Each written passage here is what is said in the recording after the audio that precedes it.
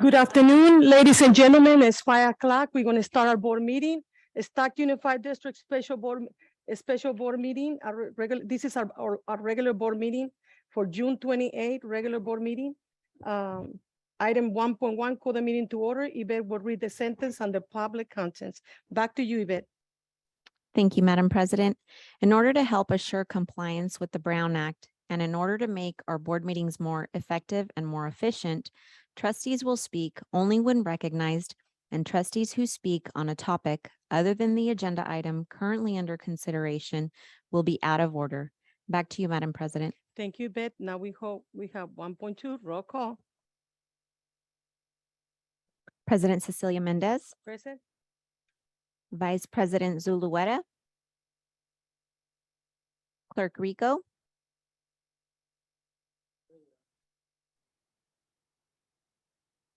Trustee Maria Mendez.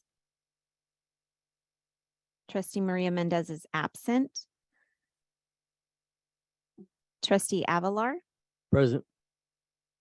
Trustee McBrien, Trustee Flores. Trustee Flores is present. Thank you. Vice President Zulueta. Present. Thank you, sir. Back to you, Madam President. Thank you. Now we go to 1.3, oral suggestions. Christina will announce the number of raised hands and public comments and request each caller to provide public comments, but these meetings are public. So we have anybody? Any cards? Yes, Madam President, we have one closed session comment card, and it's by Felicia Bryson Perez, STA President.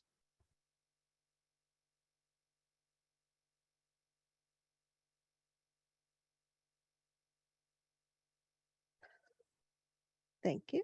It's okay, good. Whew, everybody I saw kind of rushing in, so I'm gonna give everybody a moment.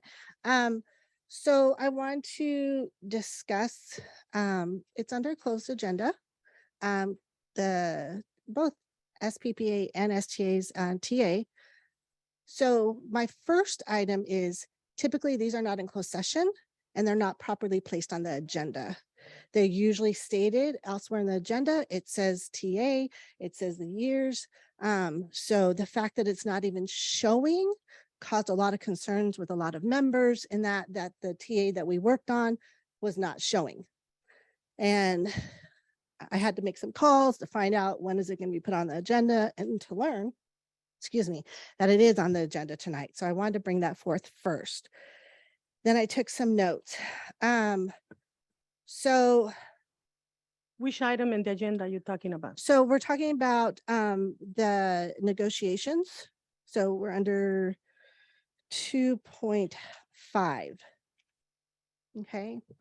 And then so regarding that, if correctly under the closed item that's not technically showing there, that should be the TA for STA that we finished and ratified at the end of May. As you guys are probably well aware, over the last 2 years during COVID and everything, we spent the first year in negotiations, doing everything for getting teachers back, students back, and everything that we needed to do, that we spent this whole year going 2 years in the rear to negotiate in good faith of making sure the people that you have had hired in place were doing their job, showing us the information accurately, us doing the research on what was given to us. So there's a lot of concerns of the possibility of data that might not be correct from what was put in. Teachers worked tirelessly through the pandemic and beyond. This was voted on by a high number of teachers that it looked like a really good TA and all the work that we put into place. So I urge you all to approve the TA in the work that both sides did to put this together. And we just appreciate everything we've been doing working together, and we hope that this continues in the positive way. So thank you. Point of order. Yes. Are we allowed to move this from that closed agenda item? Is there a reason if it's supposed to be on open agenda? It's been placed like that, and we're gonna leave it like that for this moment. Thank you. Okay. Any more comments? Then now we're gonna continue. 1.4, Mr. Lepton. Employee discipline dismissal. Do we have anything in there in the last minute? President Mendez, no, there's nothing for that item. Thank you, sir. 1.5, announcement board will consider in closed session are gonna be listed by our Vice President, Raymond Zuleta. Back to you, sir. Thank you, Madam President, and good evening, everyone. The first item that we will consider in closed session is item 2.1, public employee appointment, certificated resignation, retirement, appointment. 2.2, public employee appointment classified, resignation, retirement, rescind employment offer, appointment. 2.3, public employee appointment, professional expert coaches appointment. 2.4, public employee discipline dismissal release. 2.5, conference with labor negotiator. 2.6, conference with legal counsel existing litigation. 2.7, conference with legal counsel anticipated litigation. 2.8, student expulsions. Back to you, Madam President. Thank you, Mr. Raymond Zuleta, Vice President. We're gonna reconvene 1.6 recess to closed session. Any bed will read the oral announcements. The board will now recess to close session. Thank you.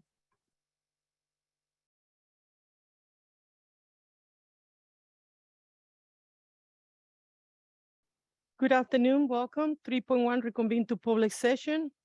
4.1 pledge of allegiance to the flag led by Marcos Battle, Chief Business Official. Thank you, everybody stand.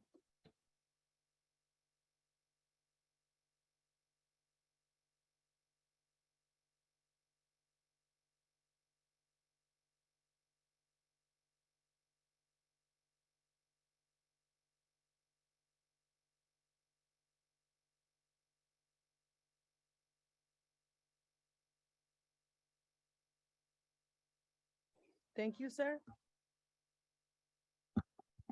Now we have 4.2 announcements are taken in closed session. If any, is gonna be by our Vice President Raymond Zuleta. Thank you, sir. Thank you, Madam President, and good evening, everyone, once again. Actions taken under closed session. First, we had an approval or a motion to approve public employee appointment certificated. That motion carried 4 to 2 no votes. The 2 no votes were trustees Flores and Clerk Rico, and there's 1 absence, trustee Maria Mendez.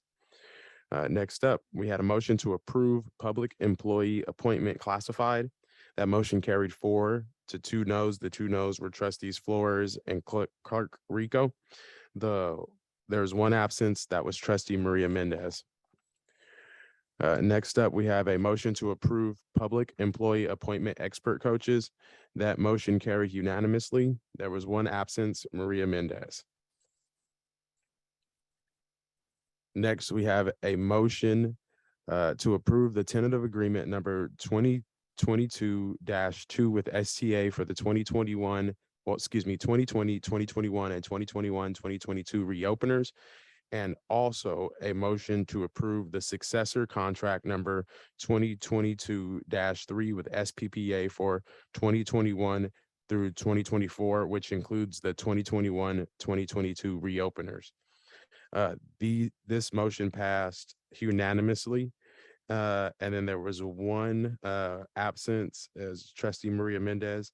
And then also this motion was voted for unanimously to report this motion and the outcome to the public.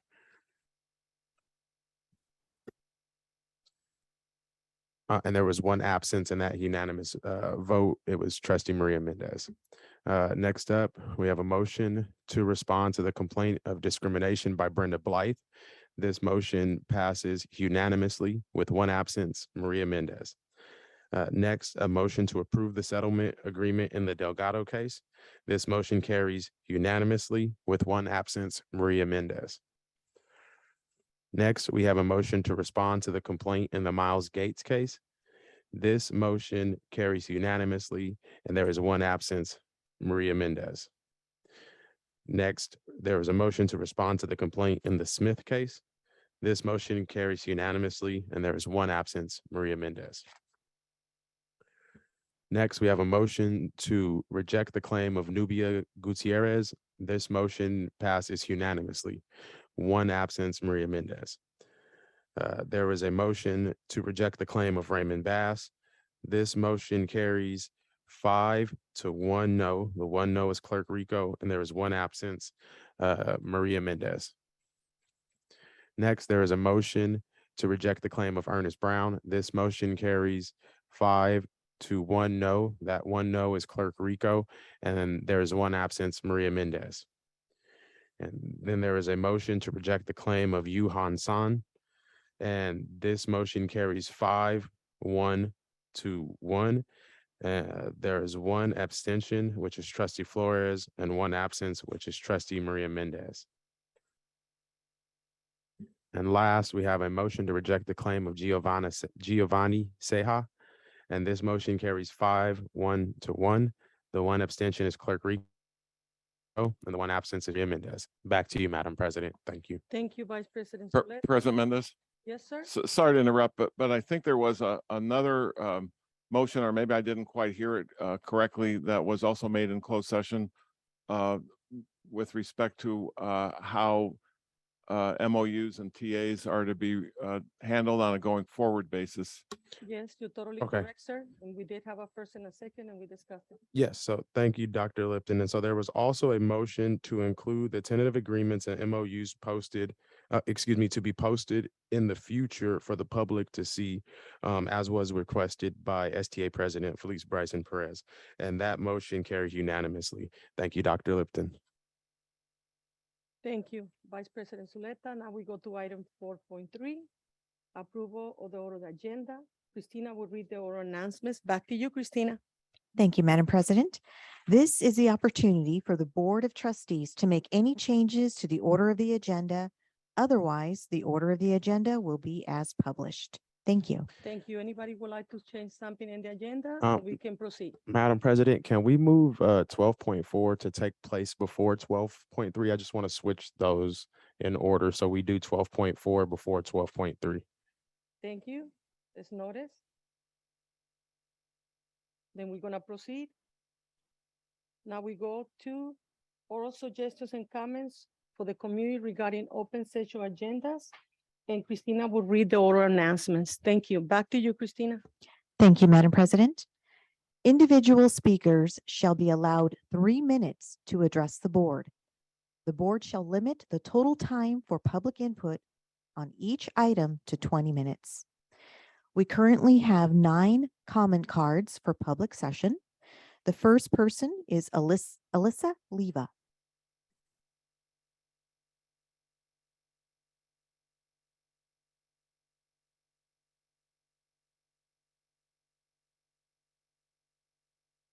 Good evening, Board. I stand before you today as a concerned citizen of the city. As an SUSD alumni, I remember going to schools that were underfunded. It was very hard to speak to a counselor unless you went above and beyond to speak to them and pressured for assistance. Sometimes that even meant having to have your parent there. Whether it was for your academics, personal, etc., having limited counselors at hand for students is an area of growth I would like to see this board take into accountability. Being that the majority of SUSD students are from families that represent the working class, I think it's imperative to provide equitable guidance with efficient resources so that they are prepared for any path that they choose after graduation. Currently, 1 in 4 students are attending SUSD high school are unable to graduate. The reports of the grand jury have highlighted the misappropriation of funds, and this is unacceptable. Students across the nation have experienced mental health distress throughout this pandemic. The American Recovery Act funds that were available should have went to our students who are already facing disparities of redlining by the county and city. Community is aware that you got rid of ESL committees, and that is deeply alarming considering you serve a majority Hispanic and Latino population. Congressman McNerney himself even had to step into this misconduct and guide you to use the American Recovery Act funds appropriately. Please consider the choices that you make by not honoring protections for our most vulnerable families. Students in the city already have to go against public health disparities in the state of California. And schools should not be a place where they have no choice to go to and have yet another institution that isn't serving them. Thank you. Thank you.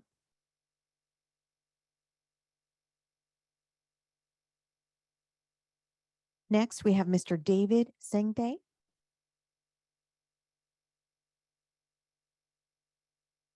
Good evening, trustees, interim superintendent Baird, and distinguished guests attending today's board meeting. I wanted to leave a comment on agenda item 10.6, which is ratifying appointments to the ad hoc committee for the with the district interim superintendent in order to submit a response for the grand jury report recently released by the San Joaquin County.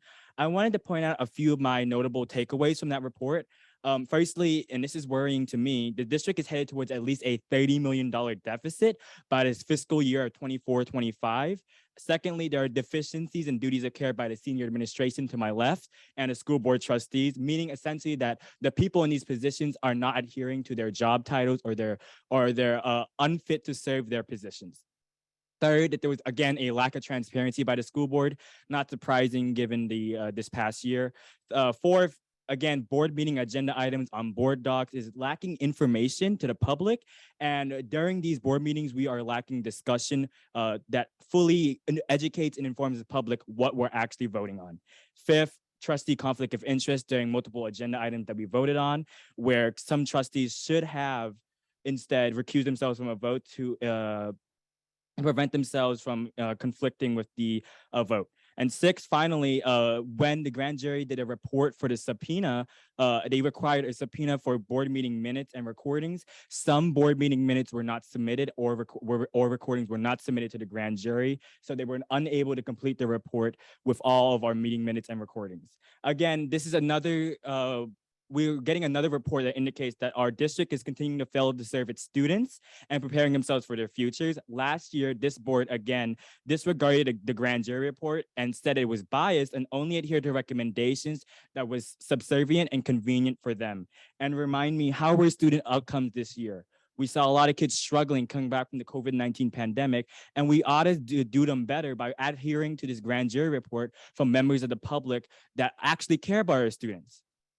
And if we're gonna make a committee of people, let's actually involve the students, the parents, the teachers, and the staff, the people actually affected by the decisions that this board makes. It seems that when a committee of trustees, not necessarily affected by these consequences, is tasked with drafting a response to the grand jury report, nothing actually changes, and the recommendations that are adhered to are only convenient for them. It's about time that we start doing something for our students, and we should make this committee and make it reflect the stakeholders of our district, as that is the bare minimum and basically what the students and our community deserves when we are serving them as an educational institution and a school district. Thank you. I yield my time. Thank you.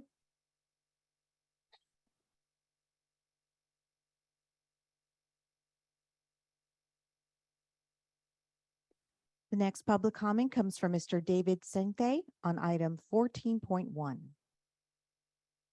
y'all. Let me get back up here. Hello, 3 minutes on the clock. Okay, perfect. Okay, so this is for 14.1, which is the adoption of the resolution for our 22-23 final budget. Before we look at this budget, first of all, I wanted to note and reiterate that the grand jury found that our current chief business officer, Mr. Marcus Battle, who is tasked with creating these budgets, was hired without following board policy 4211, which is basically the hiring policy for all of our senior administration officials. And again, this creates the question of impartiality and whether or not he is even fit or ready for the job. I question his competence personally because during the previous board meeting, he submitted an incomplete budget with errors to the board for approval. We're serving over 37,000 students. A budget should not be incomplete or filled with errors if we want to approve it. Again, we should recognize that he was not hired following typical policies. So I again question his fitness and whether or not he should even have this position. And now let's talk numbers statistically. So our current budget projections from the grand jury report and the San Joaquin County Office of Education indicates that the budget deficit will be at least $30 million in the fiscal year of 24 and 25. And this deficit could lead to teacher and staff layoffs and a decrease in healthy and well student outcomes. So it appears that we have no plan to deal with this deficit spending because we're giving out literal printouts from the business service department saying that we'll have a $4 million surplus the same year. And I should be made that something is not adding up because it is known that the County Office of Education's technology for finances is different from ours. Which one is correct? Are we going to have a surplus of $4 million or a budget deficit of negative $30 million. And I'm leaning to believing the grand jury as they're using the technology for the whole county. With the chief business officer that is clearly incompetent for the job and a financial crisis that appears to be on the horizon, we need to seriously consider whether the budget for approval today is financially sound. And I also encourage the trustees to consider who is fit to lead the business service department of CESUSD, because clearly somebody is not fit for the job. Thank you. I yield my time. Thank you. Next public comment is from Felice Bryson Perez regarding item 12.1. Good evening. Again, first I want to say, again, I appreciate the working relationship that we're having and the positive action that it's been taking. This item, I actually want to first start by acknowledging Dr. Gonzalez. So STA at the beginning of the year we got an LCAP committee together. We wanted to meet with who that was. It took a little bit to get that started. When he got in, we got it going, and our committee was able to meet with him regularly. And that was a great opportunity and conversations that were had. The committee and us still feel like there's still opportunities that we need to be reaching out to more people. It's been great for us for STA, but have we touched everyone that we need to touch in the conversations? So we just kind of wanted to share that in the decision if it's time to pass the LCAP right now, or do we give it a little bit more time to make sure we've talked to everybody. There are some positions that they're unclear of how the monies are going to be used within LCAP that are going to be created, and looking at the financial situations that we're going to be in, and just to really ask clarifying questions for us to hear, so we make sure that how the money is being spent. But I do want to say we appreciate the meetings that he had with us in that, but are we ready to truly pass it at this time? Thank you. Thank you. Next public comment is from Mr. David Singday regarding item 10.7. I promise this is my last comment of the day. Okay, for 10.7, that's the approval of Dr. Barrett's interim superintendent contract. I just wanted to ask the question because I was reading over the contract and it said that it cannot be terminated or ended unless there's a vote of at least 6 out of 7 trustees. I find it a little odd how it's harder to terminate her contract compared to Mr. John Ramirez's contract, which only required a vote of 5 votes out of 7. If anybody on the board would like to explain the rationale as why the change from 5 to 6 trustees voting to terminate Dr. Barrett's contract, should that ever happen, I just would like to answer that question if anybody would like to. That's it. Thank you for your time. I yield. Thank you. Next public comment is from Mr. Jerry Gonzalez regarding item 10.6.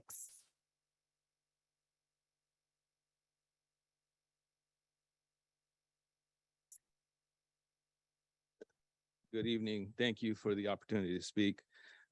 Regarding 10.6, this is the formation of the ad hoc committee in response to the grand jury report. And all I'm asking is that I would like to see if the names of those members of the ad hoc committee be made public here and now, so that we'll know who's going to be on that committee. That's all. Thank you. But one more thing. It seems kind of odd, like Clint Eastwood talking to an empty chair. I don't know why you have Mr. Ramirez's placard there anymore, because he's gone. Okay. Thank you for your comment.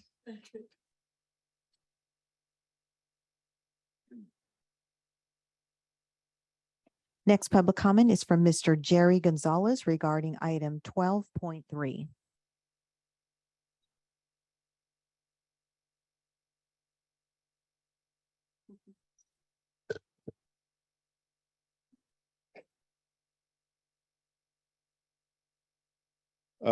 This is regarding the, I guess, agreements and funding for the summer school program. You have listed on the agenda El Concilio in the text of the item, but they're not listed in the table that's showing the agencies that are providing these services. And the other thing is that when, I guess they were given the, what was it called? Memorandum of Understanding. From what I recall, there was $900 per student that was going to be allocated. All of the other agencies that are providing these services have provided a budget of what their estimated amounts are to the tune of like $300,000-$400,000 or more. And I would like to know what El Concilio, what their budget is proposed to be. Okay, thank you. Thank you for your comment. Next comment is from Mr. Jerry Gonzalez regarding item 14.6. Me again. Thank you. This is regarding the possible bond measure that the school board, I guess, is considering for November of 2022.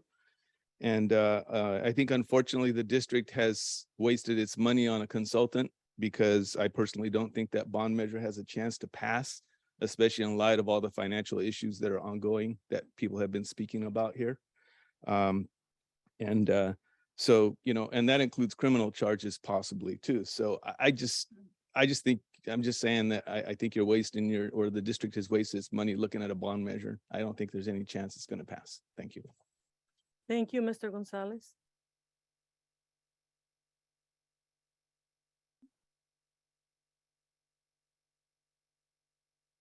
Next, public comment is from Mr.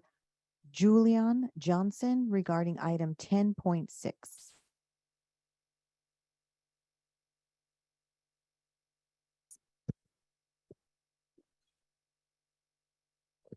Taller than everyone. My name is Julian Johnson. Similar to other folks, just a concerned citizen. I think it's shameful that I have to be up here in the first place, considering my age, considering the age of the folks who have spoken before me, considering that there will be a multitude of students who have spoken, considering that there will be a multitude of students who will speak in the future. I think considering, just to start with the jury report that has come out, considering that we were in a lot better shape than we were beforehand. And now we're on our way to $30 million to be in debt, after we've taken no consideration actually, about the programs that we've been instilling, about the people that we've been hiring. And apparently we felt that there were budget cuts that needed to be made earlier when we laid off a bunch of staff who are crucial to new programs being implemented, such as ethnic studies. So now I'm up here wondering, where did the money go? Where did we save? And honestly, these are themes. These aren't even problems anymore, right? Themes, because people can talk about this for the last decade, where the folks who have been up here for the board before, when they've denied resolutions for transparency, when they've denied resolutions to actually go out into the public, when they've denied resolutions to actually be a better board who listens to the folks who have been in this room. I've called actually 4 out of the board members here who have not returned my calls. I know that there are fellow members who have out here who have actually called, who have not been returned calls. And I could put out names, no problem if that's what we want. But I'm here because I was actually a Delta student. Now that I see some of you are trying to make a career and following on to go to Delta now to ruin that board. And now we are actually in the same problem, because quite a few of you have come from here to there, and I'm trying to prevent our problem from continuing on. So I would hope that if you would like to keep your jobs, then I would suggest that you start listening to the community, at least for the next few months while we are here. Thank you. Thank you. Madam President, that concludes public comments. Thank you so much.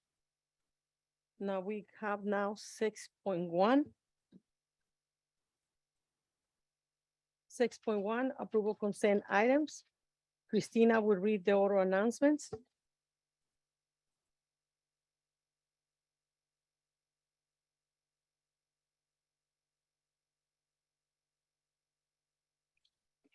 Does any trustee have an item they would like to remove for separate consideration as an action item? After any items are removed for separate consideration, there will be a vote on the consent items without any discussion. Thank you. I actually have some that I would like to put for discussion. Which items, ma'am? I do apologize. I forgot to notate which ones down, but I can tell you ahead of time that it's the ones that have Janet Yarbrough's name attached to it. And it also has Melissa Sulamo. I can't remember if it was Do under you the, know the number? I'll just pass. We'll just, no, if it's not on here, no, I can't do that. 1 second, please, if you just give me a We need moment. to Yeah, look- We need to look in the agenda, ma'am. okay. So the 6.15 has Janet Yarbrough's name on it. Do you want to put a discussion because this item is 6.14. 6.14 and 6.15 for discussion. Point of order, it would just make them action items. Yeah. If you wanted to change the order of agenda, that would have Yes. been 4.3. Yes, that's what's supposed to be in the first one, ma'am. Steve Flores. So 6.14 and 6.15 is under consent. So, If you wanted to move. okay, we move will to look at that. action. Move to action.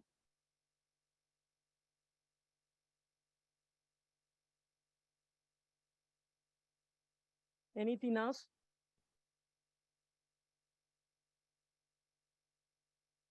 Cause 6.14, 6.15 are for action, Vice President?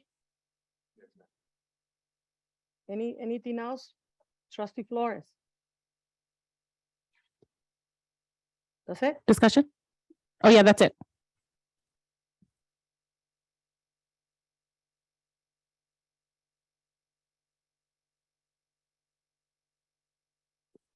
If there's any others, we gotta do a vote.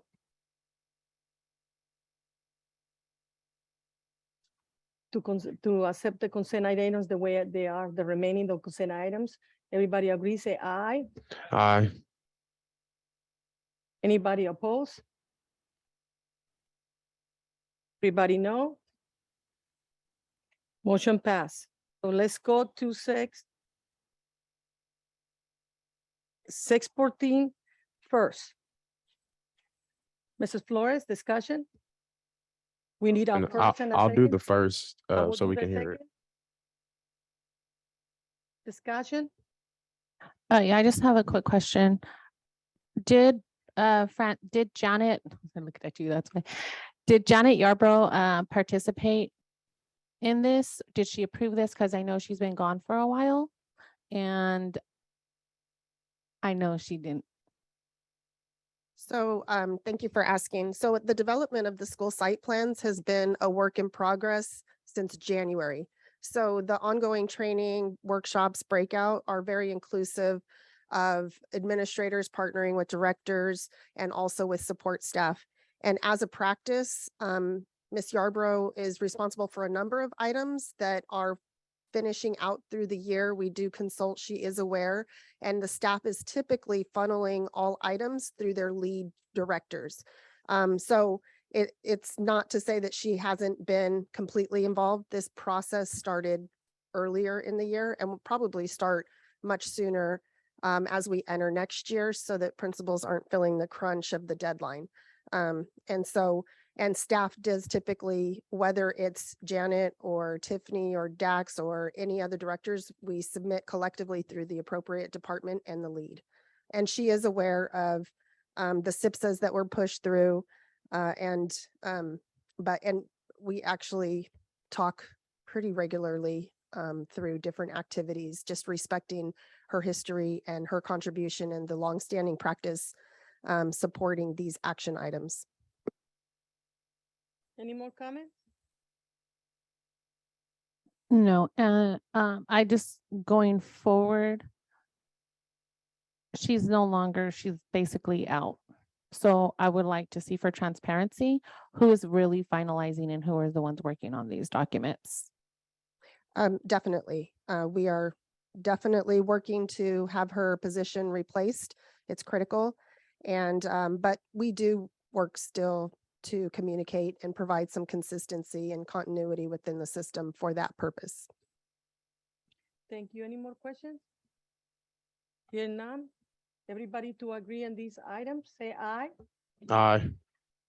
Anybody who disagree? abstain? Aye. I'm staying. Mr. Zuleta, the final count?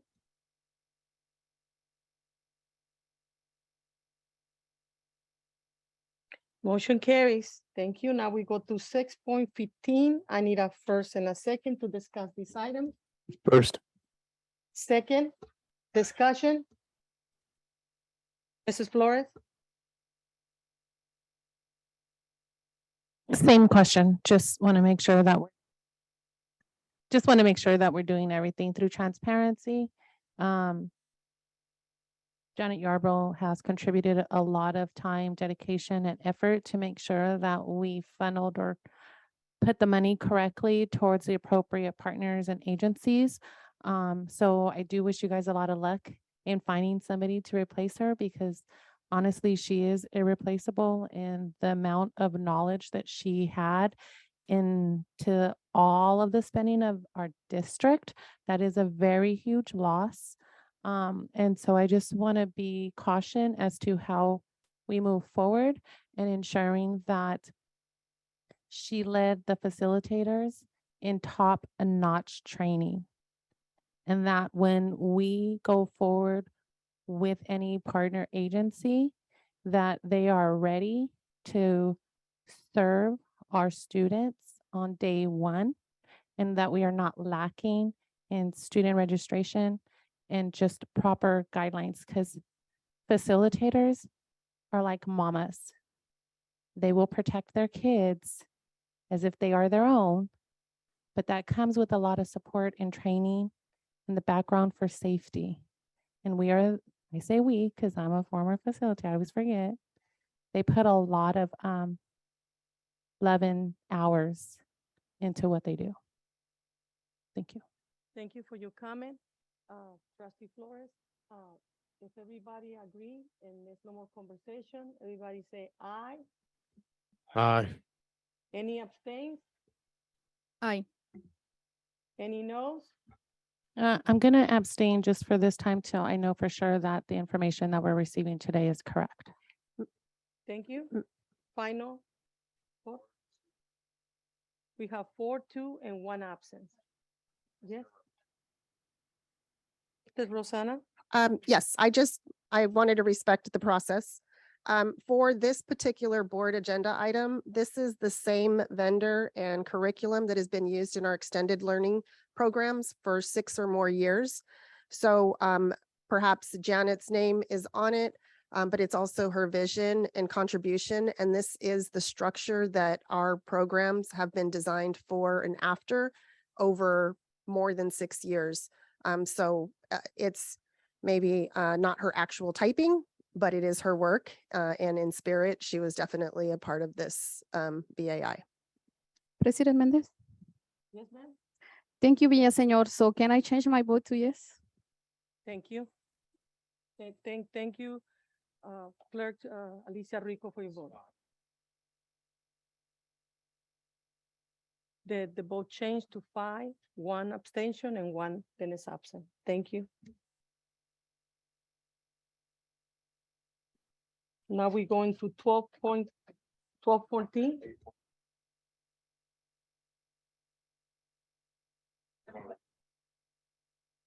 We have 7.1, information recognition presentation 2022-2025, AG completion improvement grant plan. Dr. Tracy Miller, Director of Student Services. Thank you for coming with us today. Thank you.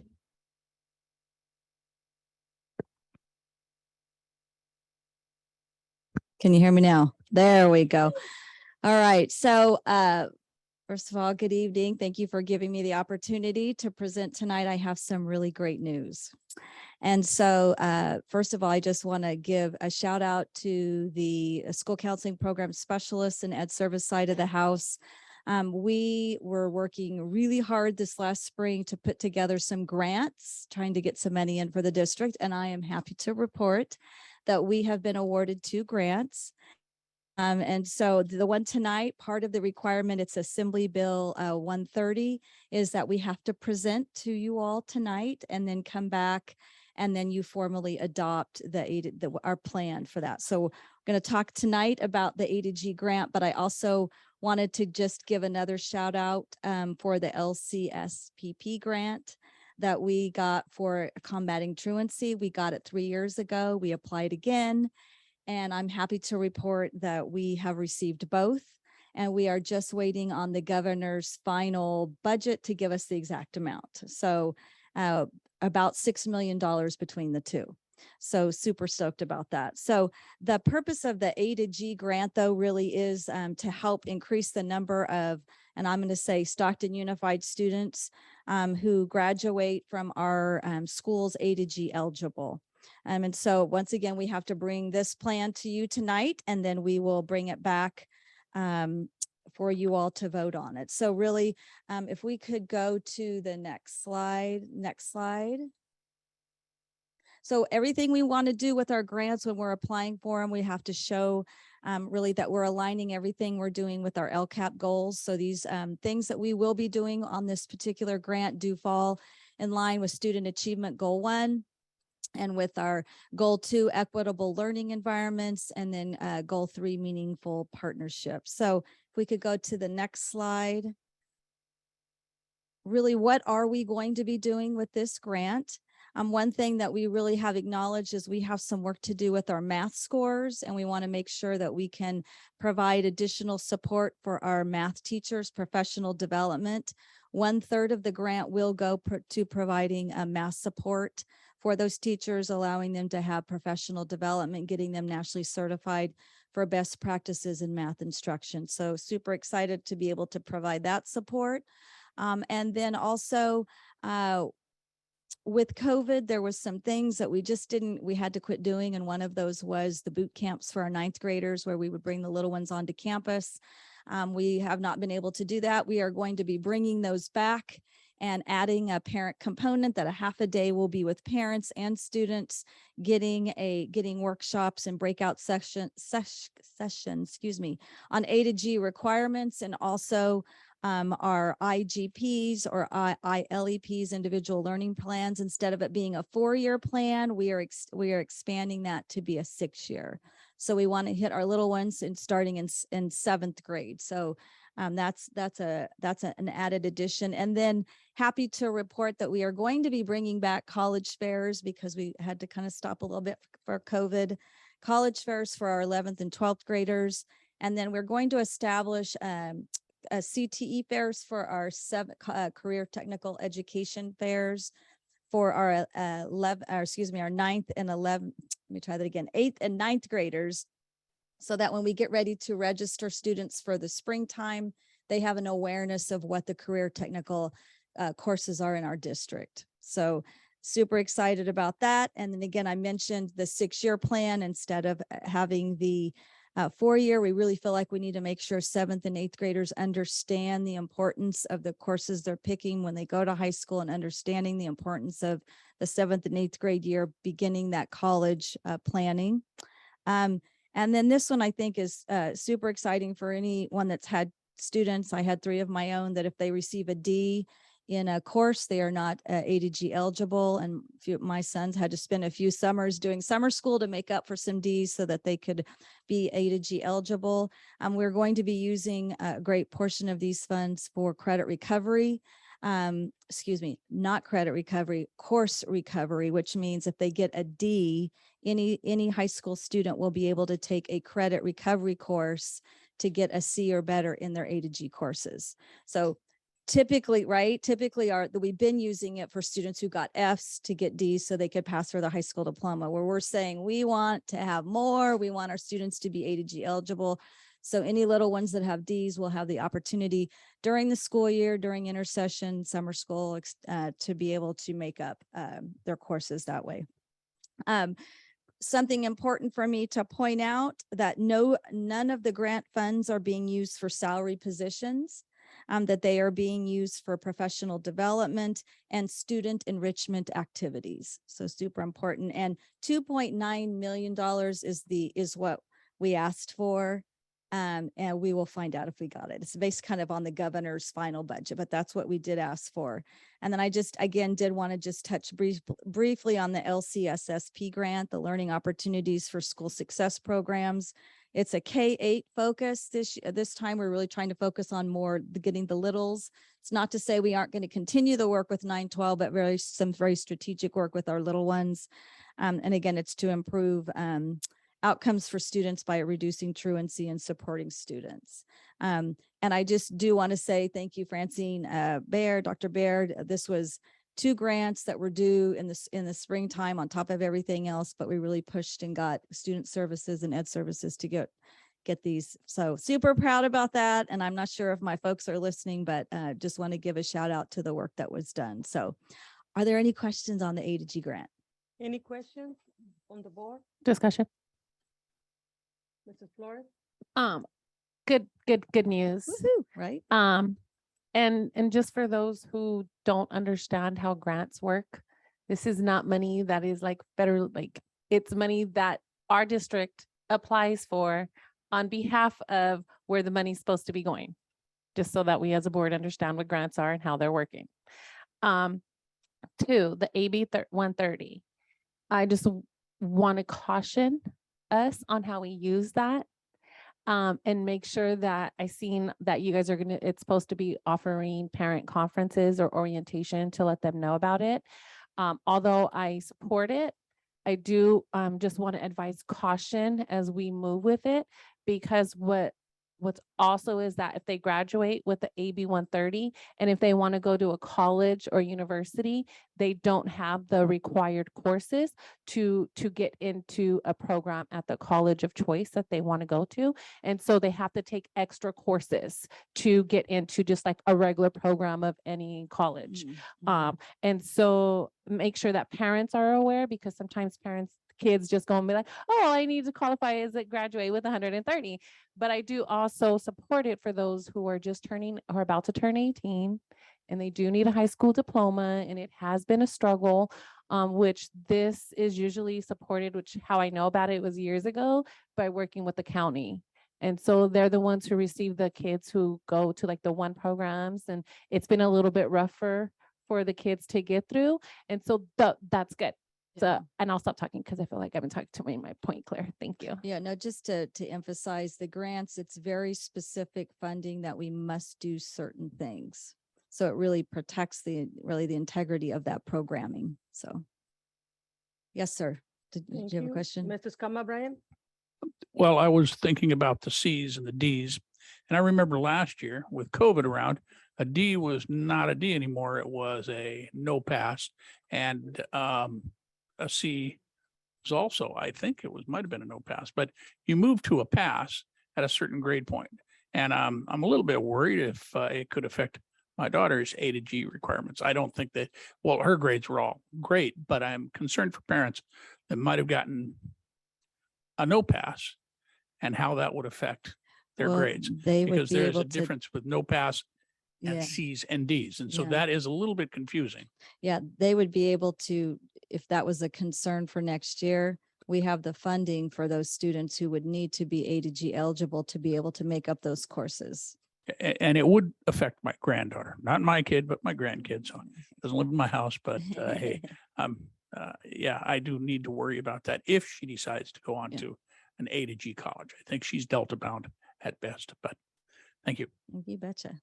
And thank you so much for Okay, your all right. presentation. Any other my colleagues have any comments?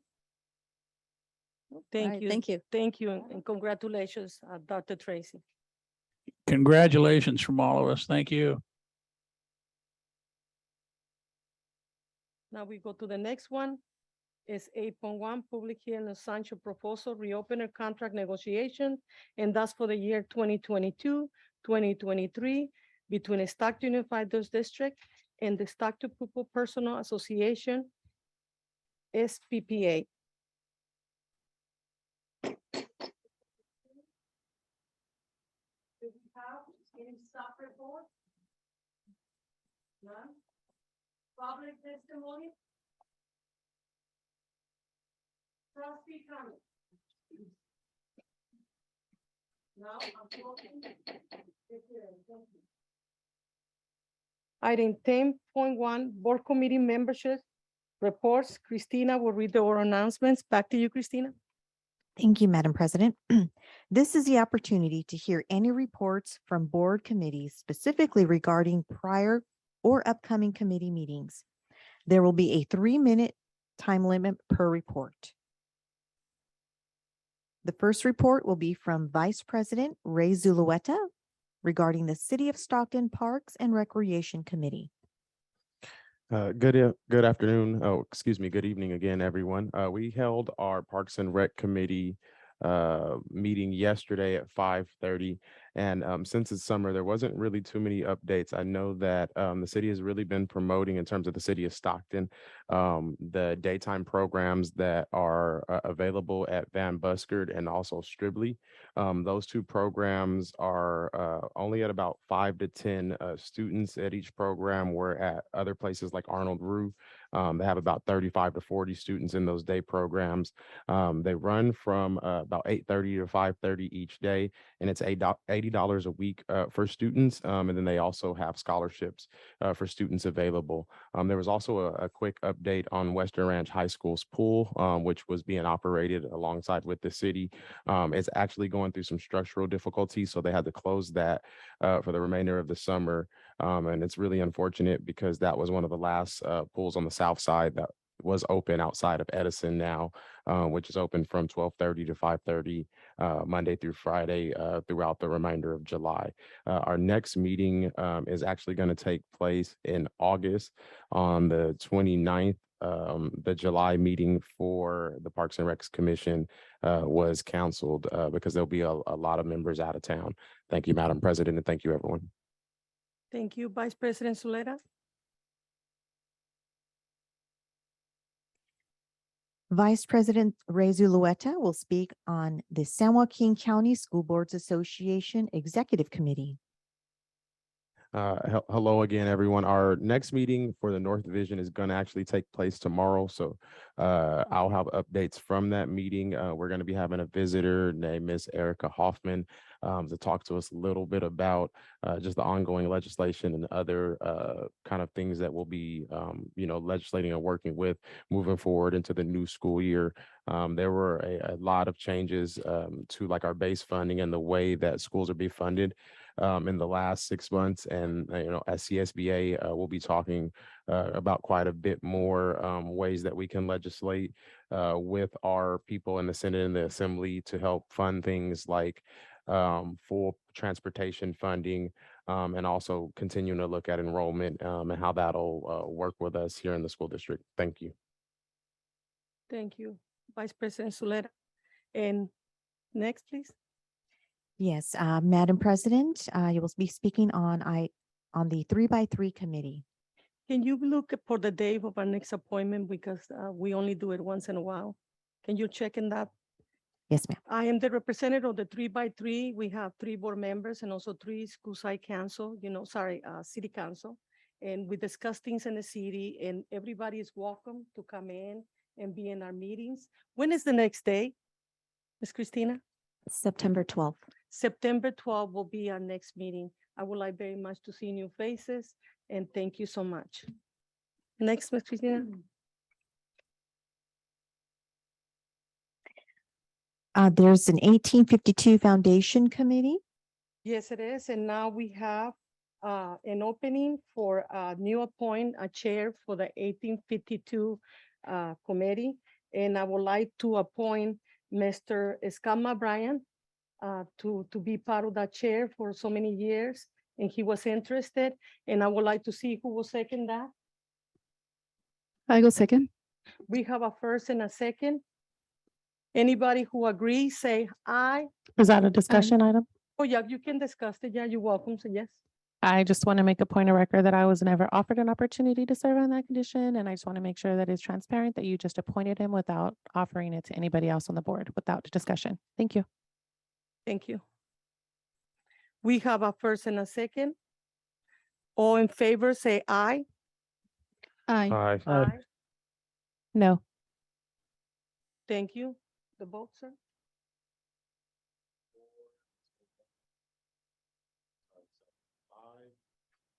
5 yes, 1 no, which is trustee Torres, and 1 absent, which is trustee Maria. We have 5, 1 no, and 1 absent. Thank you. President Mendez, can I have a word? Yes, yes, you can. Trustee. Alicia. Before we continue, I just wanted to be clear with the community that is present today, that I decided to resign my chair because everything was going on the social media. I'm afraid to speak. I'm afraid to say anything because they're trying to hunt me down and hunt my family too. So if this social media keeps attacking us instead of supporting us, I think the district can work better. Thank you.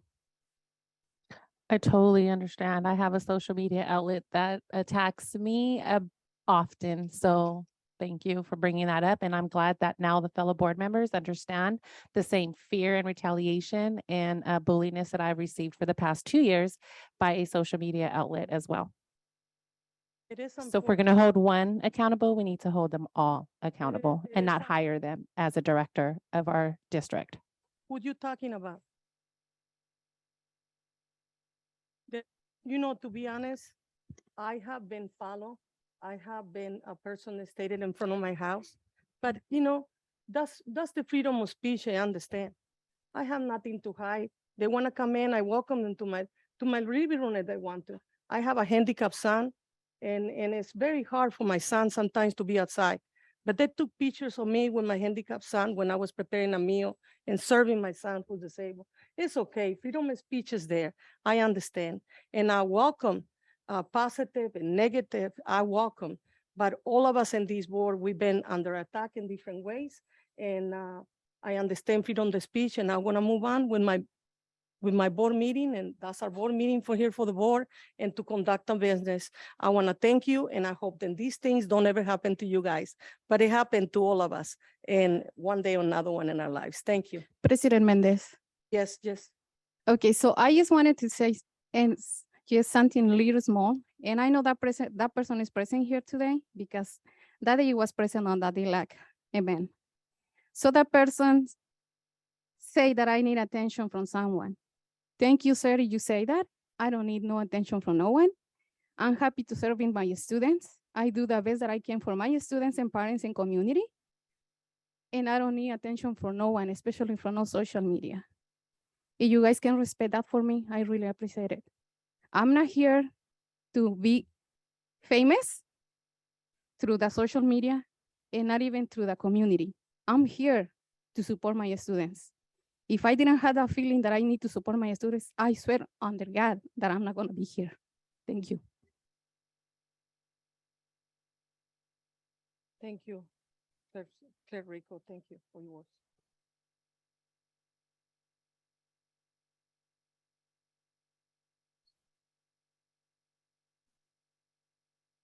We have 10.2 brief reports of trustees' activities. Angel and Flores, you will go first, sir. Thank you. Okay, I hope that I can get it all clear. First, let me get what I can get out. I want to give a shout out to Merlot. Merlot was in the house in Atlanta. They took 3 competitors and 4 delegates for a total of 7 students to Atlanta, Georgia to take part in the National Skills USA. They got to Atlanta on Friday, June 17th, and were there until Saturday, June 25th. Each day was filled with conferences, meetings, and experiences. They took them to see the Dr. Martin Luther King Jr. house when he was younger, and they took them to explore Atlanta as much as they could. Their days would begin at 7:30 in the morning and end late at night at 11:30. So needless to say, Area 2 Merlot students showed up and showed out, and I'm so proud of them. Yay. But they weren't the only ones busy learning. I too was in Chicago at the NALEO conference. And while I was there, I took some workshops, and I took a workshop with ESSER spending. And some of the things that I learned there, I took a lot of notes, but my time permitting, I'm going to try to go and just cover some of the things that we discussed, which is what is not allowed use of funds.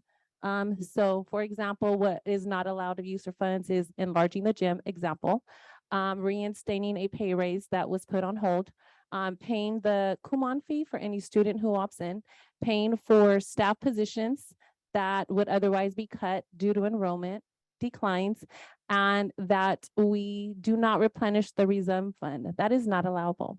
Some of the questions were, how much per pupil did we receive in our district from ESSER 3 funds? And then they went over some of the possible mistakes that a district can do. What is a funding cliff? So no, look up what is a funding cliff next time I ask for ESSER funding. That is basically when you have the funding and you do spending that's not going, and then it's going down. And then by the time the funding is out, then we're left with like, how do we still fund the positions and other things that were not there? And then some other things. I also went to a ethical and policy governance. And what I learned there is that as board members, if we already have our mind made up, if we have any discussions about anything that is coming up on the agenda, and if we have already discussed it, we are biased automatically, and we must recuse ourselves from that vote. So I just want to give a board heads up that we can't make decisions and discuss it with each other and then come and say, this is what our vote is. So this way we're aware of that. Thank you, Trustee Flores. Trustee Scoma, Brian? Well, I avoided the air flight, which I normally do, so I did not go on that trip that many of you did. I did stick around home and I got a few things done. But the biggest problem I had was just keeping my kid off those games. And they're all doing a lot of that right now during summer. I did have a little chance to get on over to Merlot and to work with them a bit and to work with my children to make sure they're all caught up. And I got to say, the teachers at Merlot, they're working overtime. They're working when they don't have to. They show up because a teacher asked them to. So Merlot teachers, I appreciate you. And I think you're going to hear that throughout the district as well, and throughout my zone as well, too. Thank you. Clerk Alicia Rico. Good evening, community, for being here and taking the time. I don't have much to report, so I just want to bring it up that I attend the NALEO conference, and this conference, the best of the ones that I enjoy, the best I can. I learned a lot in there. So what I bring back is that there is a lot of resources, a lot of programs, and a lot of help and support for the students in the community. The only thing that we need to do is just go look for it and ask for it. Thank you. Vice President Raymond Solera. Hello again, everyone. Last week, I spent the week with some of the other labor negotiator leaders, whether it was STA, the principals union, some from CSEA, and we were all in San Diego at the California Labor Management Initiative training. We actually got a book that they gave us that we'll be able to make available online. They said there was an electronic version, so we brought that back as well. And there were some really great conversations amongst the labor leaders about how to bring back the experience that we had there back to the district, so that when we're making decisions that everyone's at the table and understanding what those decisions are, so that when the decisions are made in that way, we're no longer pointing fingers at each other, because those decisions have been made by our group as a whole. In Stockton Unified, unlike, I haven't really seen too many other districts that have 8 unions and an administrative union for our principals. So about 9 unions that are at the table having these conversations. And so our labor reps and our people that were there working with us, they really impressed upon the importance of them having the opportunity to, in transparency, all sit at the table together to develop the plans and the way that the district moves forward. Our union workers are our community members for the most part as well. And so I look forward, to continuing to work with those groups of people to disseminate the information, so that hopefully we'll be able to take the things that we learn and make them accessible for everyone, and so that we could utilize them in our district. Thank you. Also, Trustee Zuleta, if you don't mind me asking, when were we informed about that conference for labor management? Because I don't remember voting on it as a board agenda, and I was never informed of that conference at all. And Ms. I don't want to take too Christina? much time. You can answer later. Mrs. Christina, But can just you give her wanna an update right make now? that public. Can you? I was Okay, gonna good say, look I at think that. there was an email, but I think they could forward it to you. There was an email sent to all of us, but Christina can send it to you. Yeah, can you send that again? Because I don't remember receiving that. Yes, ma'am, will do. Thank you. I was in San Diego too. I was very impressed with the STA presentation, and, you know, the conversation that we have over there. We have a lot of unions. The people have a lot of respect when we show up, and they let us know how much they are also having problems in the areas. We are not the only ones. And some, you know, we have a lot of unions. They didn't know that we have so many unions. Some school district is, you know, smaller. So it was a very good conversation. I wanted to say that the BPO STA did a fantastic work. It's easy to get along. Everybody was in peace and positivity there. I was only there for a little bit, and then I had to go to Chicago. And when I was in Chicago, in Elelo, oh my God, it was so much people. Then they have so much in common with us. We are not the only ones being attacked and cyberbullying, and it's the freedom of speech. We are not the only ones, but they give us some resources, how we can protect ourselves and what we can do, you know, with the law, with the freedom of speech. But it was very interested. I will be making copies for my co-workers little by little, so we can maybe, not in the next board meeting, but probably in the end, they will get some paperwork. Then it's booked, so I had to put it together in a very professional way, and so that way we can get something. I bring a little bit, and that was it. So it was also my Angela Flores, one of the trustees who represent us, also was there. So it was several of us. It was Angela Flores, it was Alicia, and also myself. It was I have a very good conversation with older, you know, board members and everything. And all of us here are gonna learn with each other. And we gotta work together one way and another one. All of us were very unique. We got so much to offer. All of us. It's just, all you need is to reach with us and reach with each other. That's it.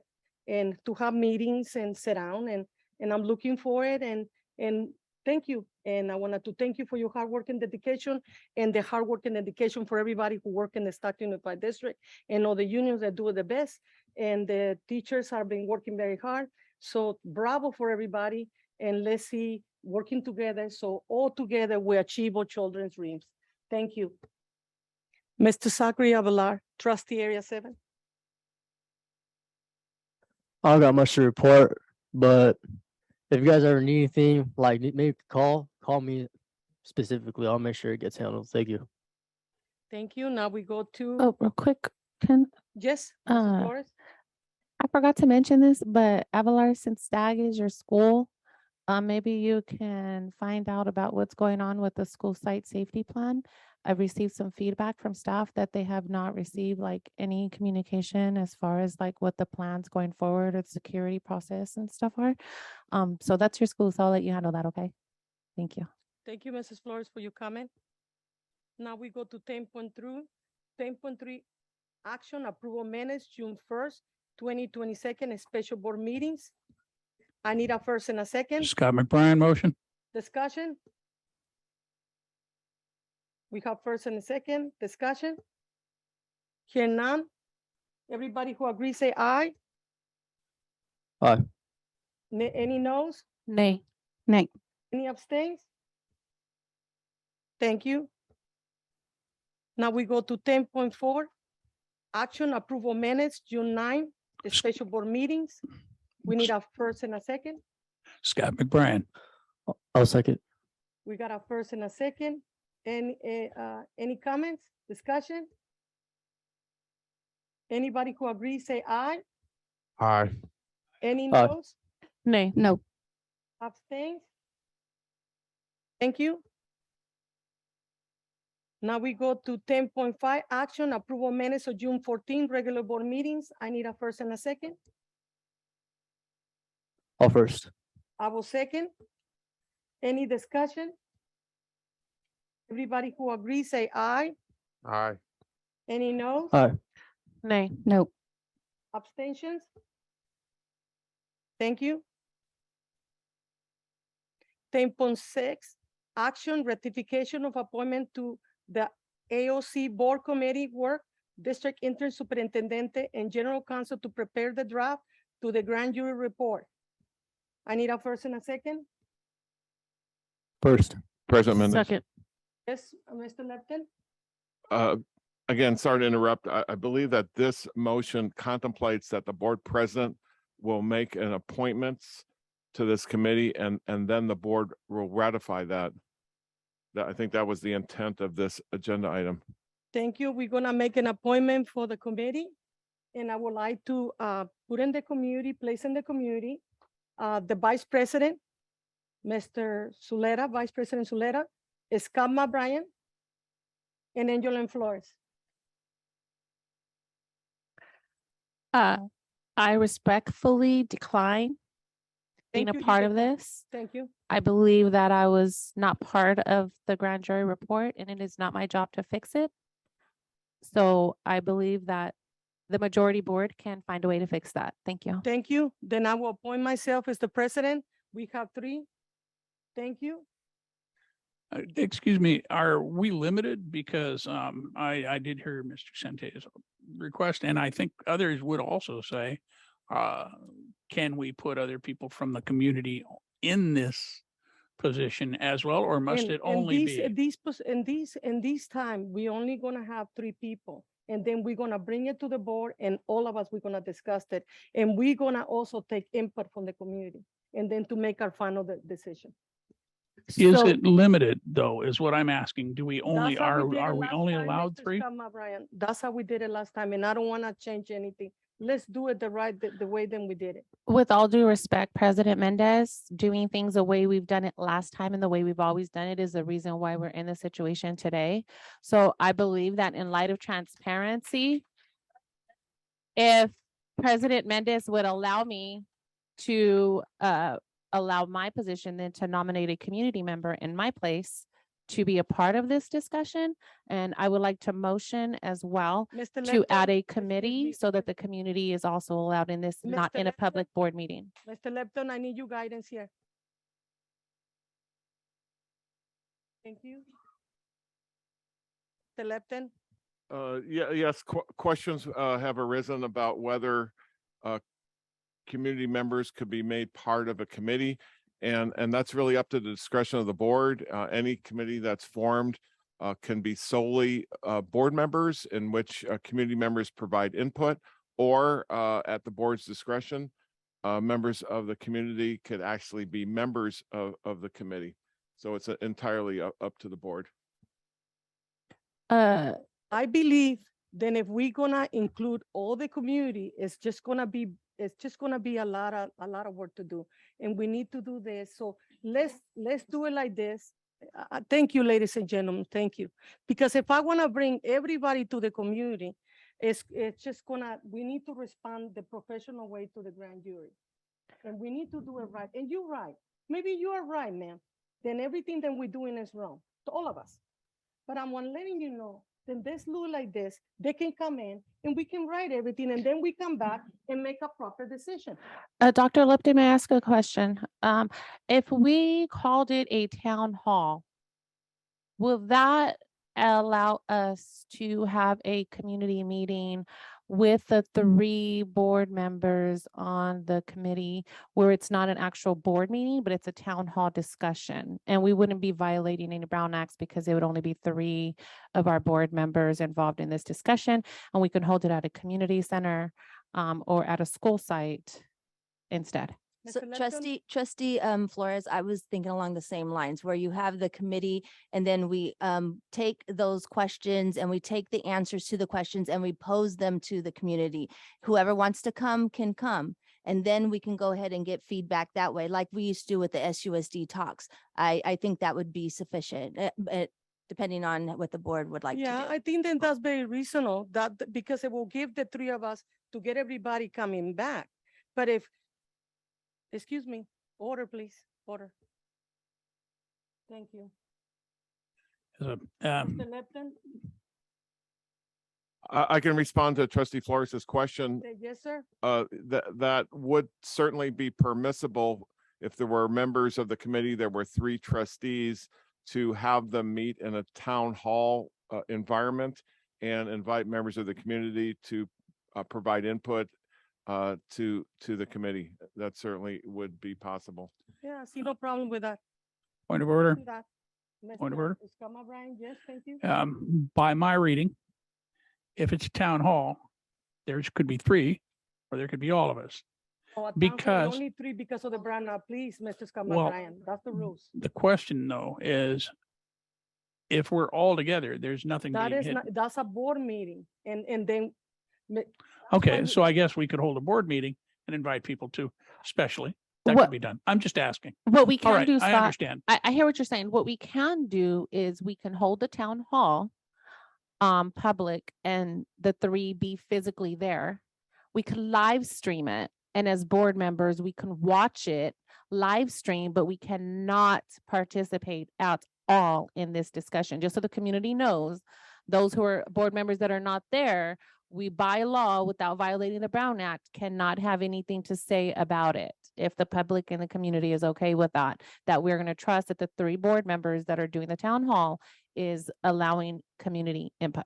Right, or we could even do it as the Zoom where it shows the panel and anybody can take a look and we can have a facilitator that takes the questions in and poses them to the members that are up there. So there's a bunch of different ways that we can do that as Listen, I well. That think could that's very include and reasonable. engage the community. Thank you. And we can also set rules for that so that we can keep a hold on the time limit and rules on how we address board members. And the minute, we could do a minute time frame of speaking and such. Yeah, we're gonna follow the rules. So we are gonna do a town hall with the 3 board members. We're gonna do a Zoom and we're gonna vote for this, okay? Thank you. I think we So, need a motion for that. We President need a Mendez, first and a second. I motion. I second. Everybody who agree, say aye. President Aye. Mendez. Sorry, President Mendez. Mr. We should Lepton? have a discussion. we should listen to the public, the community. What do you guys want to do? You guys want to go like that way? Yeah, okay, perfect. Thank you. Um,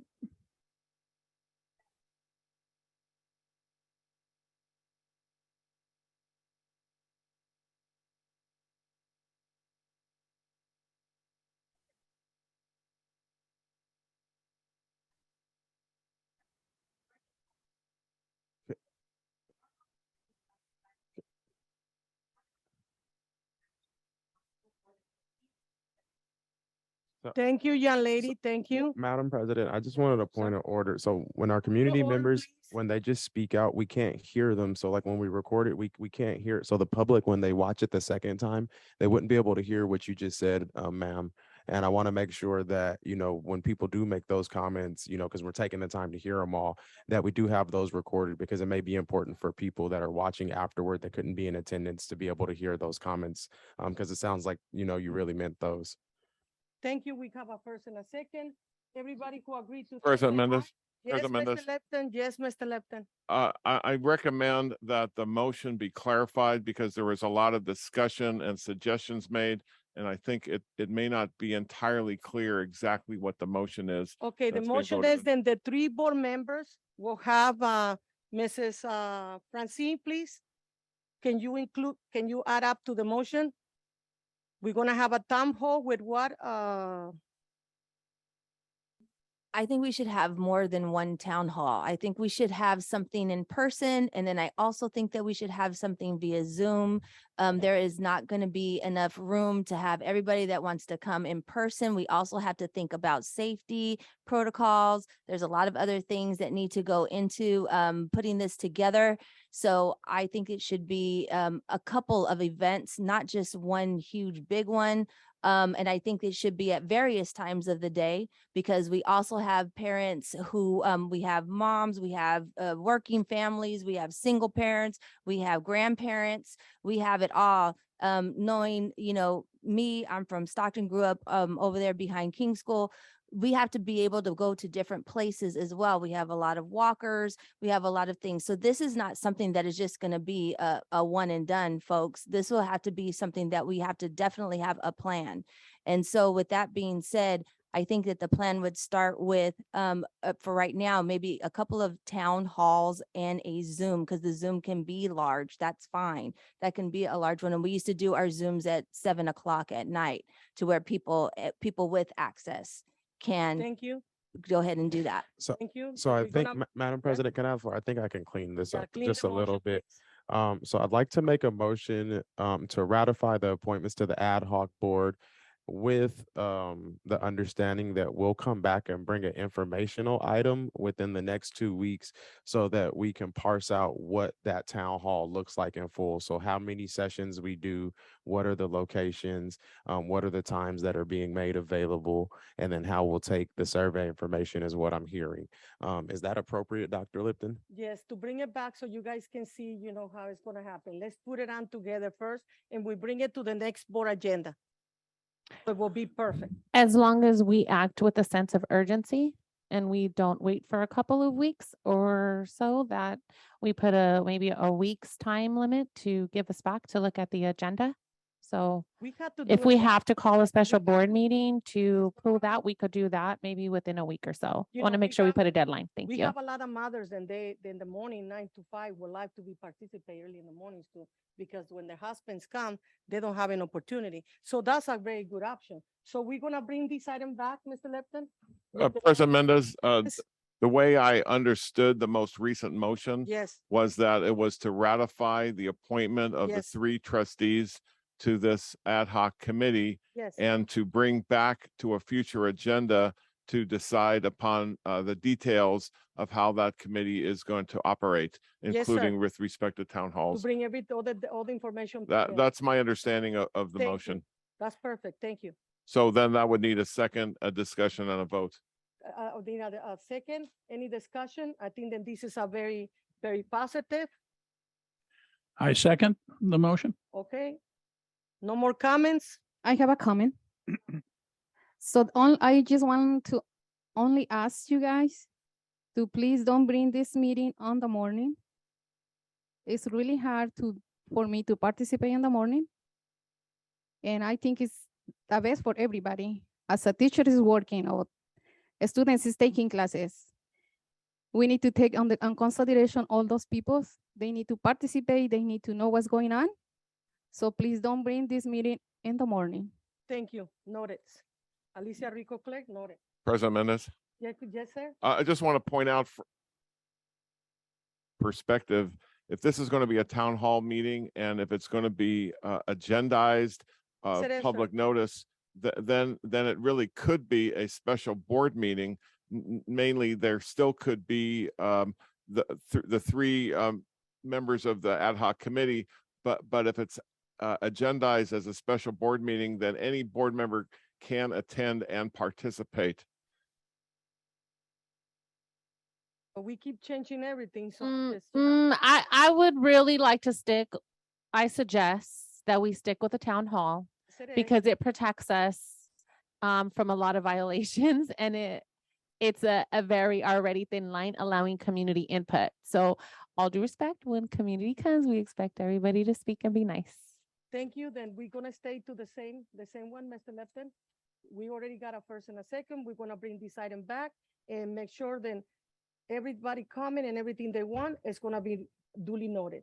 I Thank want you. I want one additional comment to be clear. I will be asking for a lot of help. Ms. Baird, Mr. Battle, Ms. Roxanne, all of you, I will be looking at you and asking you what we can do because much of this goes down to what our departments do. It's not, I look at this and I'm voting on this after you've processed it through. We will need a lot of help. And to do things right in the future, we'll need a lot more help. So with that in mind, thank you. Thank you. When we already have the discussion, everybody to agree to this, say aye. One more time before, can you just clarify so we are clear on what we are voting on? Mr. Lepton, please. President, so the motion is to ratify the appointments to the ad hoc board committee to work with the district's interim superintendent and general counsel to prepare draft response. But that's just to name the members from the board. We're going to bring back this item to decide on the details on how the committee is going to operate. From the discussion that we've had today, we're talking about a town hall or a series of town halls. And Trustee Flores noted that she would be open to having a special meeting within a week and encouraging some urgency in bringing back the informational so that we can put together the town hall. Thank you. If everybody agrees, say aye. Aye. Aye. Aye. Thank you.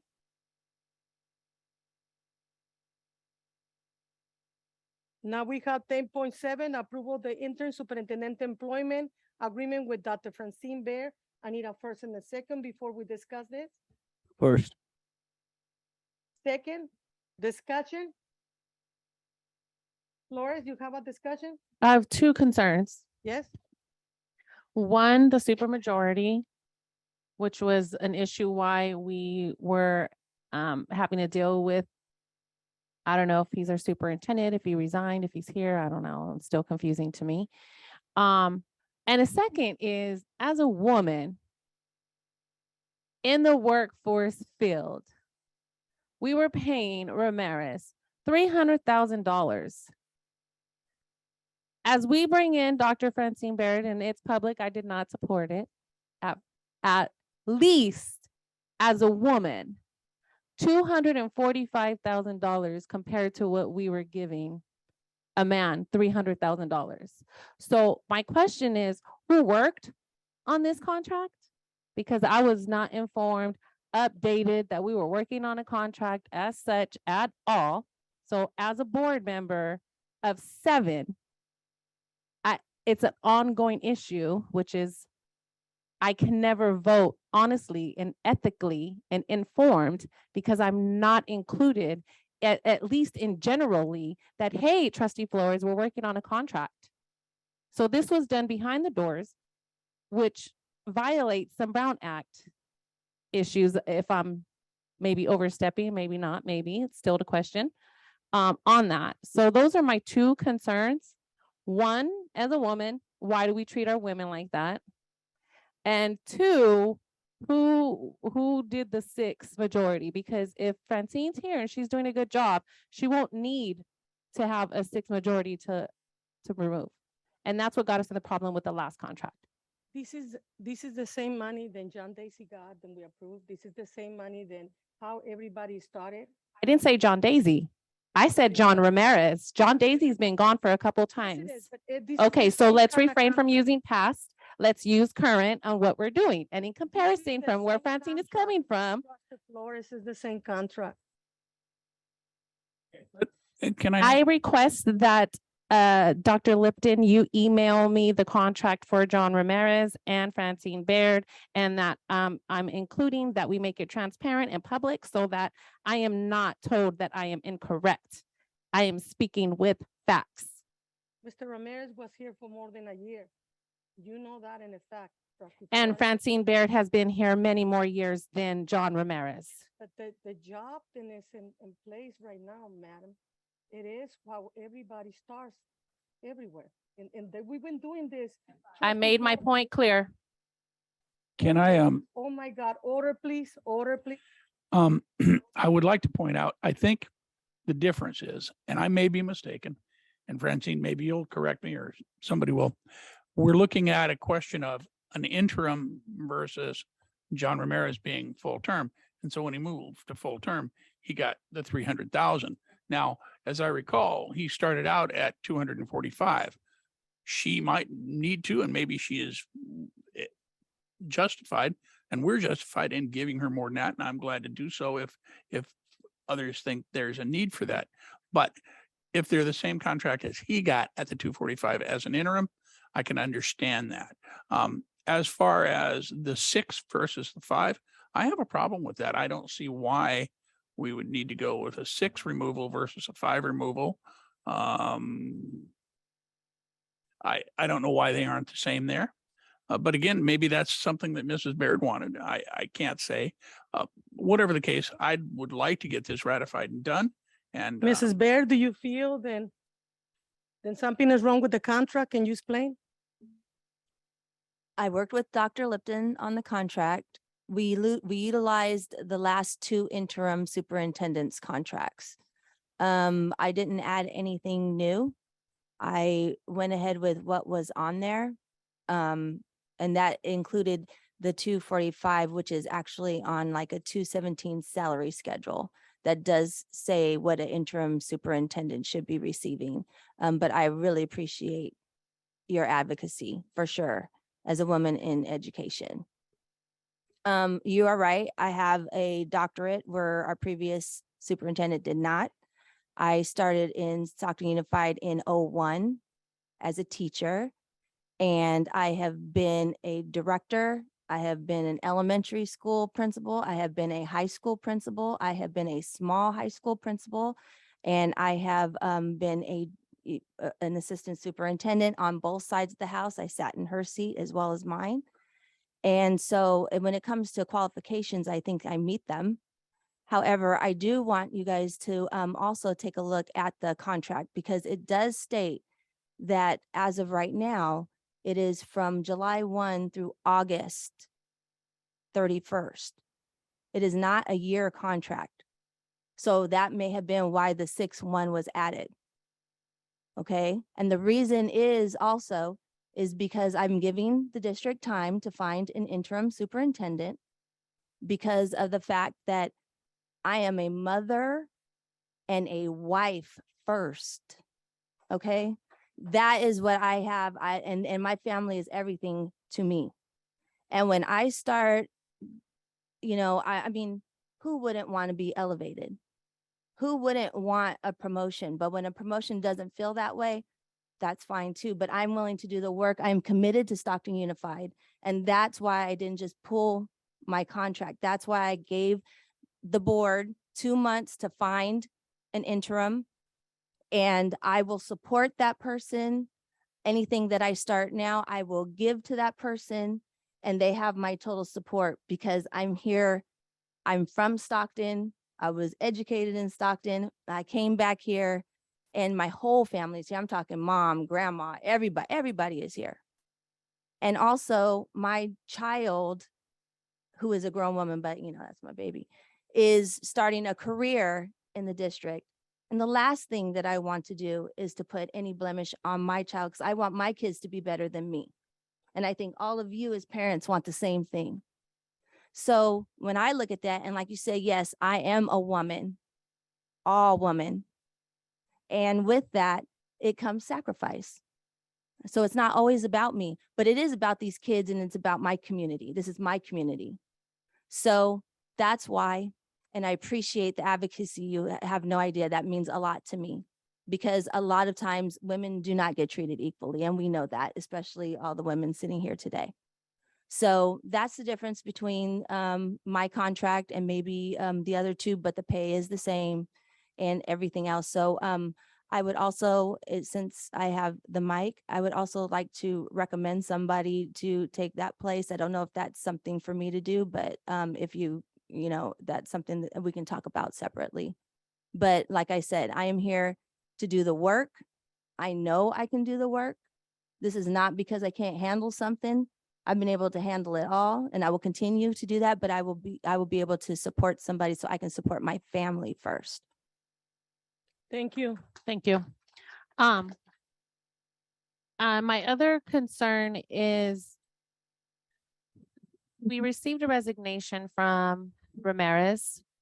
We voted on it. And I just want to make it clear that we voted on. That is not in the agenda. I know, to but discuss. I'm It's not in the agenda. I need to clarify Dr. Francine's position and her role. So please allow me to finish my point. How is Dr. Francine Baird going to carry the reign and the authority of being the interim superintendent if the current resigned superintendent is still showing up to the buildings and still contacting directors and staff about information? That should be a no-no because that was part of the resignation agreement that we voted on. So I want to make it clear that when we voted on his resignation, it's not just resignation. It's a resignation agreement.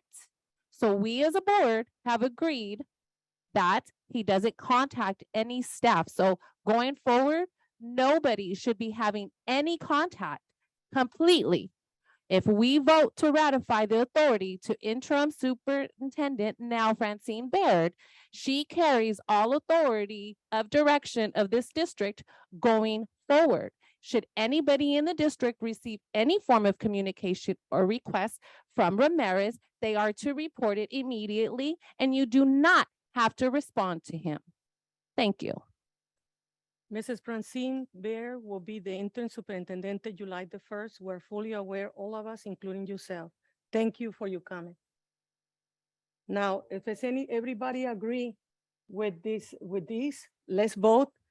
Everybody who agrees. say Excuse aye. me, President Ramirez, Yes, President Mendez. yes, sir. There's an oral sorry. Oh, yeah. Sorry. Oh, Christina, please read the oral announcement, please. Thank you. The recommendation is to approve the interim superintendent employment agreement with Dr. Francine Baird with an annual salary of $245,000. Thank you. Thank you. Now we have a first and a second. We do already have a discussion, a long discussion. Everybody who agree, say aye. Aye. Aye. Thank you. Now we go to 12.1, adoption for the local control accountability plan for the Stockton Unified School District for the year 2022-2023 school year. I need a first and a second to discuss this item. Oh, first. I will second. Discussion. Ma'am, we're in 12.1.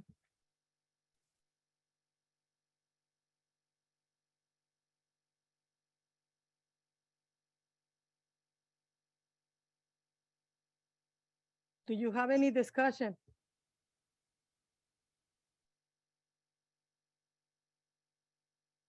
Trustee Flores, here none. Get ready for the vote. Everybody to agree, say aye. What are we voting on? 4.1. Anybody who agree to this, say aye. Aye. Aye. Aye. Yes on the yellow cap. Nay. Noted. Hold on. This is the LCAP. Okay, I'm staying. Thank you. And this is not against Dr. Gonzalez. I just want to make sure if he's listening.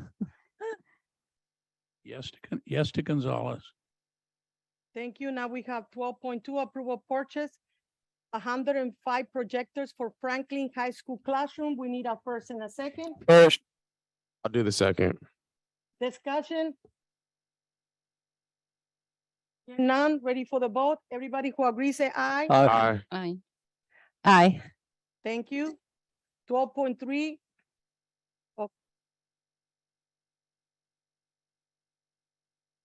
12.4, Action 2022-2023, Expand Learning Opportunities Program, ELOP, Plan this SUSD Scoop implementing a school year learning programming.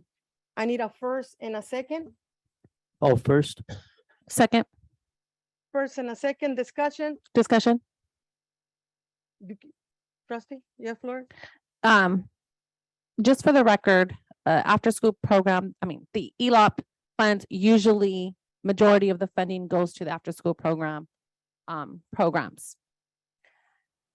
As an after school program facilitator, they are primarily responsible for assuring compliance of each site with all rules and regulations set forth by the district and the academic tutoring program office, and act as a liaison between school site staff and administration and academic tutoring programs and also parents.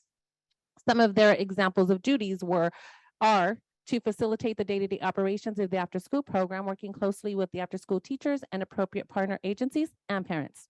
Maintain, continue, and uphold the rules, regulations, structure, and expenditures of the school day, meaning ordering supplies, making sure that they're using the appropriate expectations. Take over student groups when short-staffed. So yes, as principals go in the classroom, when teachers don't show up, so do after-school facilitators. And they ensure that all safety measures are in place to adhere to them, meaning monthly and bi-monthly trainings of fire, safety, earthquake. They host family events throughout the school year, community partnerships, incorporate enrichment activities with students, having fun projects, management of the student to staff ratio, 1 to 20 students, and making sure that they are every staff is aware of every student. Responsible for ProCare student enrollment and data entry, meaning registration, school snacks, end of the day sign-in, sign-outs. Counsel and discipline student behavior. We don't have a principal or a counselor that we send our kids to when they act up in the after-school program. We step in and we are the counselor, teacher, principal, all of that in one. Responsible for ASP student recruitment of low on enrollment. So anybody below grade level or at grade level is who our target students are. Daily staff observation. So we're in charge of 6 to 7 staff, depending on some school sites, meaning making sure that they are trained, background cleared, and they not only get trained by the partner agency, but then when they come to the school sites, the facilitators must train them on how their school site is run. The daily after-school collaboration with school personnel and academic hour teacher, meaning during the day, they're working around with the teachers and staff to making sure that the teachers are showing up for the after-school tutoring. Because when they don't show up, then that means that facilitators are now the tutors. They have to align the ASP learning objectives with the school site learning objectives. So meaning what teachers are teaching in the classroom is what the after-school programs are providing tutoring and support in the after-school program. They have to maintain safety and student reports, meaning when a child falls and even needs a Band-Aid, we facilitators must contact parents immediately to let them know what is happening. They don't get to send them to the office or a nurse. Maintain parent communication, so they check in with them often, having parent conferences or parent meetings at least every 3 months. They follow protocol with late pickup of students, so they stay till 6:30, 7, sometimes 7:30 at night when the students don't get picked up on time. They maintain inventory, meaning they order their own school supplies. They order their after-school enrichment activities. They're responsible for implementing new curriculum and programs at each site, so they have to approve that the after-school tutoring academics is matching the school day. They assist the academic hour coordinator with appropriate assessments and results, meaning if they get a student who's behind or needs extra support, they go to the academic tutor to coordinator to find out what is being taught in the classroom and how do they deal with the students. They participate in the implementation of all necessary systems to support the after-school program activities, including record keeping, data collection, maintain assessment. So at the end of every school year, facilitators are given a report on how their students have tested throughout the year. Collect pre and post test data from the after-school coordinator. They maintain and prepare daily, weekly, and monthly reports on attendance and progress. So we are the attendance clerk as well. Maintain and prepare daily, weekly, and monthly reports on attendance of staff and track of hours. So not only in that, we sign timesheets for our partner agencies to prove that they actually showed up. They close the school site at the end of the day, and they are not allowed to leave school site until every student is gone and picked up. Daily setup, distribution, and cleanup of after-school snacks. So they are there in the morning to set up and making sure that their students are prepared. Sorry, this is a lot of there.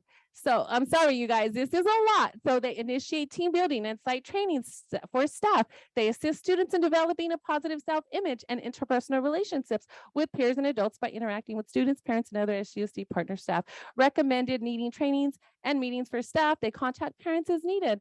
Ensure the staff are doing their job as assigned. They create a schedule for staff. So we have to make sure that they have a lesson plan. So teachers have lesson plans, after school staff have lesson plans. That is something that a partner agency should all be a part of on day one when the after school program starts. That is all funded. The staff is all provided to us. What school site provides after all of that. And not only do we do all of that,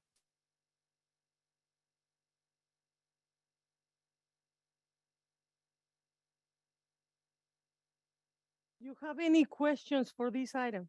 so my point in saying this is that when we offer grant after school partner opportunities, we need to ensure that they are trained, background checked, and all of these lists of responsibilities ready when they walk in the door. As facilitators, we don't have time to train a partner agency on what their responsibility is, Right now, our partner agencies, we didn't have to pay for their startup. We didn't have to pay for their computers. We don't have to pay for their building maintenance. We don't have to upgrade anything in the buildings. Why? Because we have it all in-house. So before we even discuss offering any partner agencies any more of our grant money that our district and facilitators have been putting forth all these years to just grant somebody to walk in and say, we want a part of that. Well, if you want a part of that, then you provide your own funding and you provide the staff just like everybody else does. Get in line and do your proper work. Mrs. Villaseñor, all anybody who is here is following the rules? So I believe we're discussing 12.4. Is that Yes, correct? it is. I want to know Okay, if these companies are following the rules. I'm very concerned what you just say about 12.4. So 12.4 does not address the companies. It addresses how we plan to use or design our expanded learning opportunities program funding to address all the things that Trustee Flores identified. So 12.3 will address more of the vendor specific. So the first step would be for us to look at the plan, ensure that we have a plan in place in how we intend to use the funds. Previously, we used ACES funds, which had a little more strict funding criteria. However, the ELOP, which we're looking to explore further, and we looked more at generalized services, not targeting a particular vendor, but just how we are expected to use these funds, which is in the amount of over a period of time, $17 million. We are expected to provide 9 hours of either between, whether we have a shortened day or a full day, we're expected to provide 9 hours of care for students, as well as 30 days outside of our school year contract to accommodate the families in our community. We cannot do that without the utilization of these funds under the criteria that we've decided to descript and write out here as a collective group. So this is consistent with how we intend to use the funds. Programs would be the next discussion on 12.3 for action. But for us to take action on vendors, we have to agree that this is the plan that we agree to. All the things that Trustee Flores mentioned are true. And in all aspects of education, as we have learned during this pandemic. And so with your approval, we'll be able to first obtain the money, using it for this intention, and then we can go to the next item and discuss more specifically the organizations that we desire to include in this program. Okay, thank you. So now anybody what up to discussion? Mrs. Kama Bryan? One of my major concerns over the life of after-school programs. Being a resource teacher, I'd send these kids over. They're calling me back saying, oh, we got to kick them out. So we've always had a problem with special education needs being appropriately handled. I would really like to make sure that we have a strong overview and a strong look as we implement this program. And it's an ongoing issue. If you've ever been there, you know what I'm saying. If you're a resource teacher, you know what I'm saying. So the needs of special ed kids, my own kid has been denied after school access on occasion, and you need advocates in there taking care of it. But you also have to have and find extremely compassionate, strong leaders. And of course, that goes with the role we're talking about. So I just like to see that piece included with a little more clarity, which I'm not seeing written down here, and I think is just absolutely critical. Thank you. Now then we have the discussion, getting ready for the vote. Everybody who agreed, say aye. Aye. Aye. Anybody who disagree in this item? Abstaining? I'm staying. I'm going to abstain just because I want to make sure first that we're following proper protocol Thank you. and ensuring equity across the board at all after-school programs. Thank you. Now we go to 12. May I respond to that? Yes, you can. As a Villaseñor. district official, it is our responsibility to ensure equity and access in all areas. Master scheduling, how we spend our money, how we provide access to these programs, whether it's before school, after school. And so we've had conversations about this very topic. And the desire is to be inclusive of paraeducators who have been trained and specialized to support students and create those opportunities to work in partnership and support the students in the programs, because it is absurd and unacceptable in 2022 and beyond to exclude any student from any program within our educational system. It's free, it's public, and we will work hard to ensure that that support is provided. Thank you, Ms. Villaseñor. Now we go to 12.3, approval of agreement to furnish consultant service to extend day year learning 2022 summer school programs. I need a first and a second to, I'll do the first. I do second discussion. Angela Flores, discussion. I want to just go back to what I already said earlier. Save time and Thank you. discussion. You like that, Thank right? Anybody have any more comments so we can ready for the vote? Hearing none. Well, Madam President, I think, did we want to have just a quick conversation about this? I know that before the public was really concerned about the other vendors that came through the RFP, and they may be asking why these other vendors came in this other way. And I think it might be important, Ms. Villaseñor, for us to hear that, if you will. Can you give a little bit information, please? Yes, I actually scripted something out for you. So the last RFP that went through, and the RFP, just for our awareness, requires our district to select a menu of vendors that we intend to engage in contract within the amount of 99,100 or beyond. And that can be a collection of individual agencies or school sites, or it could be a district-wide contract.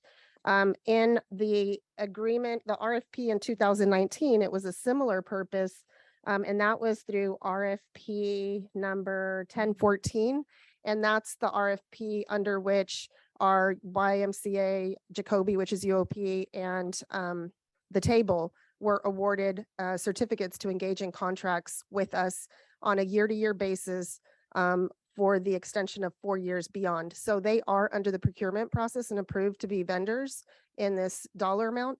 But as we have stated, we are committed to working alongside our facilitators and giving them the ability to weigh in and provide evaluation feedback on the effectiveness of each of the groups.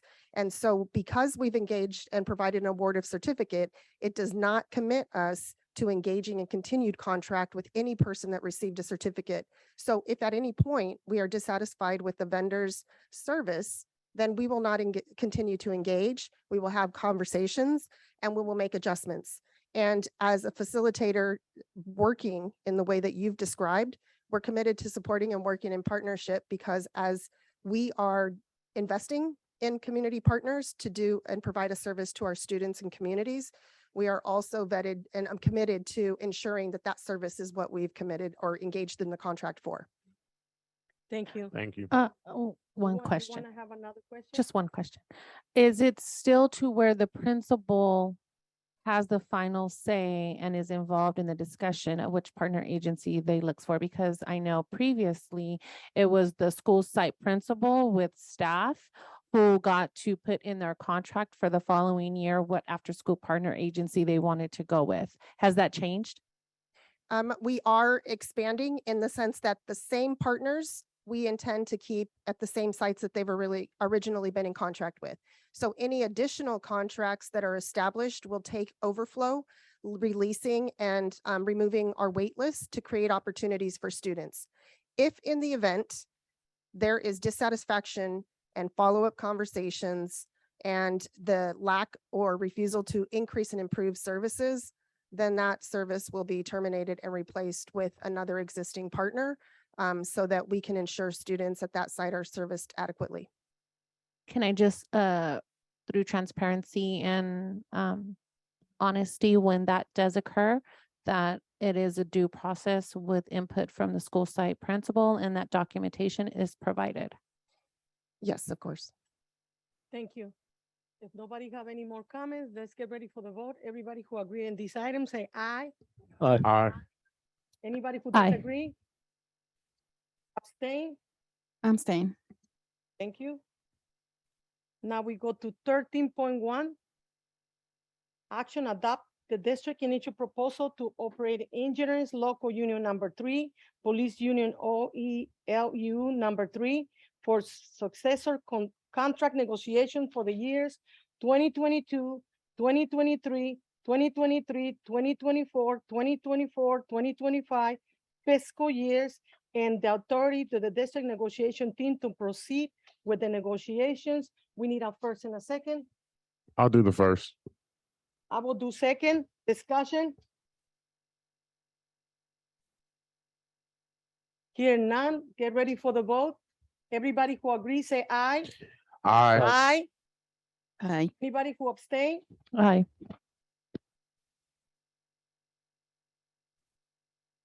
Now we go to 13.2, action, adopt the district initial proposal to Stockton Unified Supervisory Union represented by the Teamsters Local 856 SUSU for successful contract negotiations for 2022, 2023, 2023, 2024, 2024, 2025 fiscal years, and the authority to the district negotiation team to proceed with the negotiations. I need a first and a second.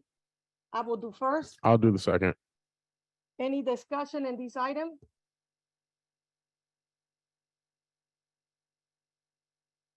This is just to continue the conversation, Yes, it is. just to be clarified. Okay. Just to continue, the routine, in negotiations. Everybody to agree, say aye. Aye. Aye. Any abstains? Any noes? Thank you. 14.1, action adopting of resolution 2158, adoption of the resolution of final budget for all funds. I need a first and a second. I'll do the first. Anybody will follow with a second? I will do second. Any discussion? We have here Mr. Battle, who's gonna talk to us about the budget for all funds. Thank you, Mr. Battle, to be in the front. Sure, we have a brief presentation. And before I start, I just want to clear the air on a few things. I'm not going to, I know there was a question about my credentials earlier, and I just would like to offer, if anybody in the public would like to see my credentials, they can reach out to Human Resources, Public Information. And I assure anybody that that's a question with, I'm very well qualified. Second item, I just want to touch on something that does have to do with the budget, and that's dealing with the grand jury report, because there were many items in there that were discussed, and many of them were business department related. And I just want to something that I had discussed with the previous superintendent. The one thing I think we don't do a good job as a district is misinformation. And I do believe that there was a lot of misinformation and distortion in the grand jury report. That's just my personal opinion. And I think once the committee goes through that, they will be able to glean some of that, and my department will play a key role in providing information and response. The other thing is, it's some of that information, a lot of information. I think it's clear. I just think it's providing some clarity. A lot of information we created. We brought in FCMAT, we brought in Total School Solutions, and we asked them as new staff to do an environmental scan, to look at our operations, what's working, what's not working, what processes are broken. And they did a good job. They gave us a lot of information. There was a lot of information we couldn't provide because we inherited a broken system. Me and my staff, folks that I've hired, we did not have good budget information. We didn't have good reporting information. A lot of information was just bad. The LCAP information was not good. It was not useful.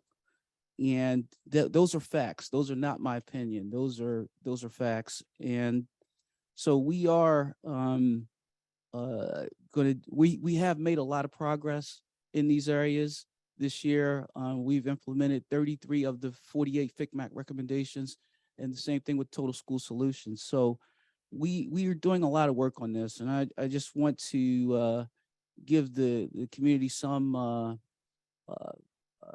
confidence in that aspect. And the last thing I want to touch on, and this will segue right into my budget presentation, is that the district is at risk of insolvency.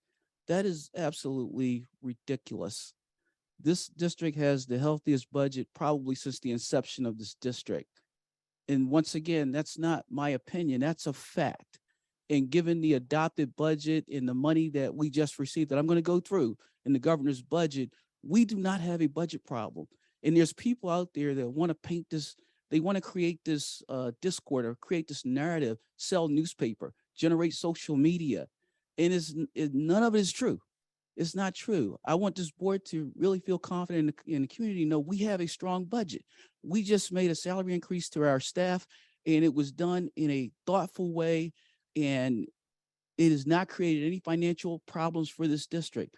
It was a very thoughtful process and a thoughtful recommendation by this board. So we are making good decisions, but there are folks out there that want to sow these seeds of dissent and disorientation in these narratives. And I've only been here for a year, and I see it. I mean, and I don't understand it because I'm new. I've only been here for a year, but there are people that don't mean this district well, and I'll just put it that way. And I'll go into my presentation. So if we go to the next slide, and I want to start first of all with thanking and acknowledging our budget team. A lot of them are new, and I'm telling you, these folks work day and night to provide great information for this board, for the community, to build confidence in this budget, credibility in what we do. We are hiring folks that used to work at the county office. So, when folks are talking about, the budget and county, I mean, we're hiring a lot of county office folks. I mean, we pay good money and they're coming. We have folks that used to work here and that have gone and worked other places and have excelled, and they want to come back. And some of them are coming back. So we're really doing a good job in that way. So if we go to the next slide. So I shared this with you before, board. This is just the education code that dictates what we do and your responsibilities, and us holding up a public hearing on our budget and adopting the budget. So go to the next slide. So here's the part I want to talk about. So this is where, we're talking about exciting news. So last week, as we were looking at the governor's May revision and the legislative update, there were differences, as you can see on the chart. So let me tell you what happened. So with local control based funding, the governor had proposed 2.1 billion. That is now at 4.32 billion. We believe that will represent 14 million in ongoing money for our district. Under the learning loss recovery discretionary block grant, 8 billion was in the governor's May revise. Now we're looking at 7.9 billion. So the money is about the same. That's going to generate about 43 million in one-time dollars for the district. Art, music, instructional materials, and libraries block grant. This is new. This was not in the governor's May revision. 3.5 billion for that. That is going to, we're estimating that's going to be between 15 and 17 million dollars for this district. Home to school transportation. That's one where they added more money to the ongoing budget for home to school transportation. And another big one, it's not on there. I just learned about it today, but earlier we were talking about the expanded learning opportunities grant. That's increased from 1.7 billion to $4 billion. That's a lot of money for this district. So when I tell you we don't have budget issues, we do not have budget issues, contrary to anything you hear from anybody. And if you need some Cliff Notes or whatever to carry around with you, the quote, I can give you that. But I just want to be clear about that today. We do not have a budget issue. Go to the next slide. So our estimated actuals. So we've done our last update on our estimated actuals. And the only thing I want to point out here is that for the year, we're looking at about a $1.9 million decrease year over year. And overall estimated beginning fund balance is estimated to be 164 million going into the 22-23 fiscal year. We go to the next slide.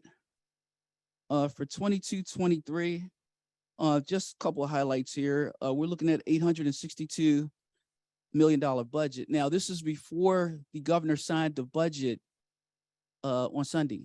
So when we update this, we may be approaching the $1 billion mark.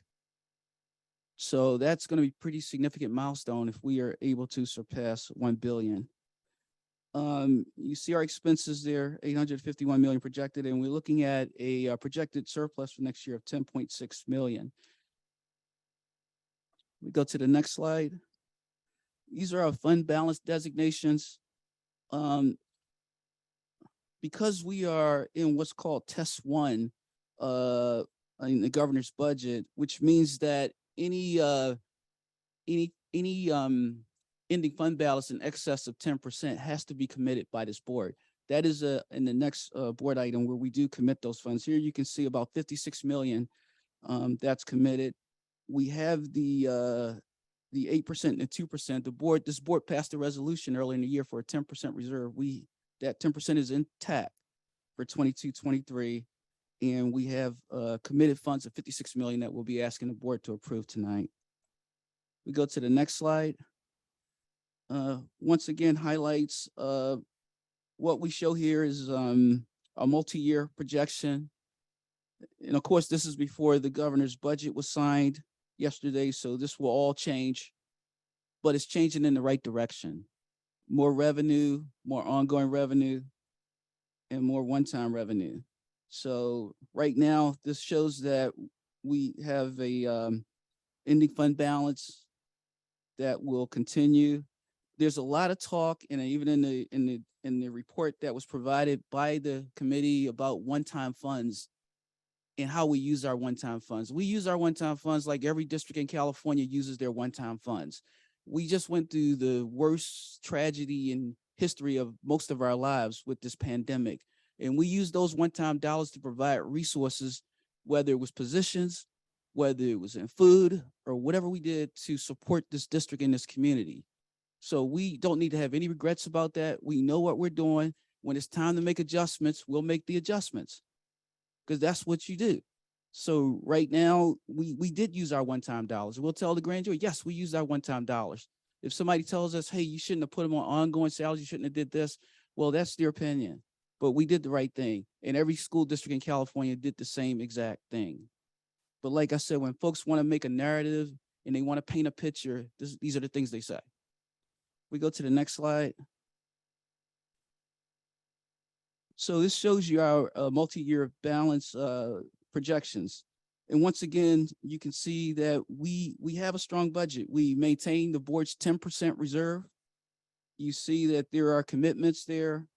The one thing that this new money does help us do that I just talked about, it'll help us continue some of those positions if we want to. Some positions are budgeted with one-time dollars, but we will have to make decisions in the out years, but that new money helps us move that out as a district. But there are some things that we don't need to do anymore, and we'll have to look at that in the next few years. There's some things that we were doing just for COVID, and there's some things we can pull back on. So we will bring those recommendations as needed to the board. We go to the next slide.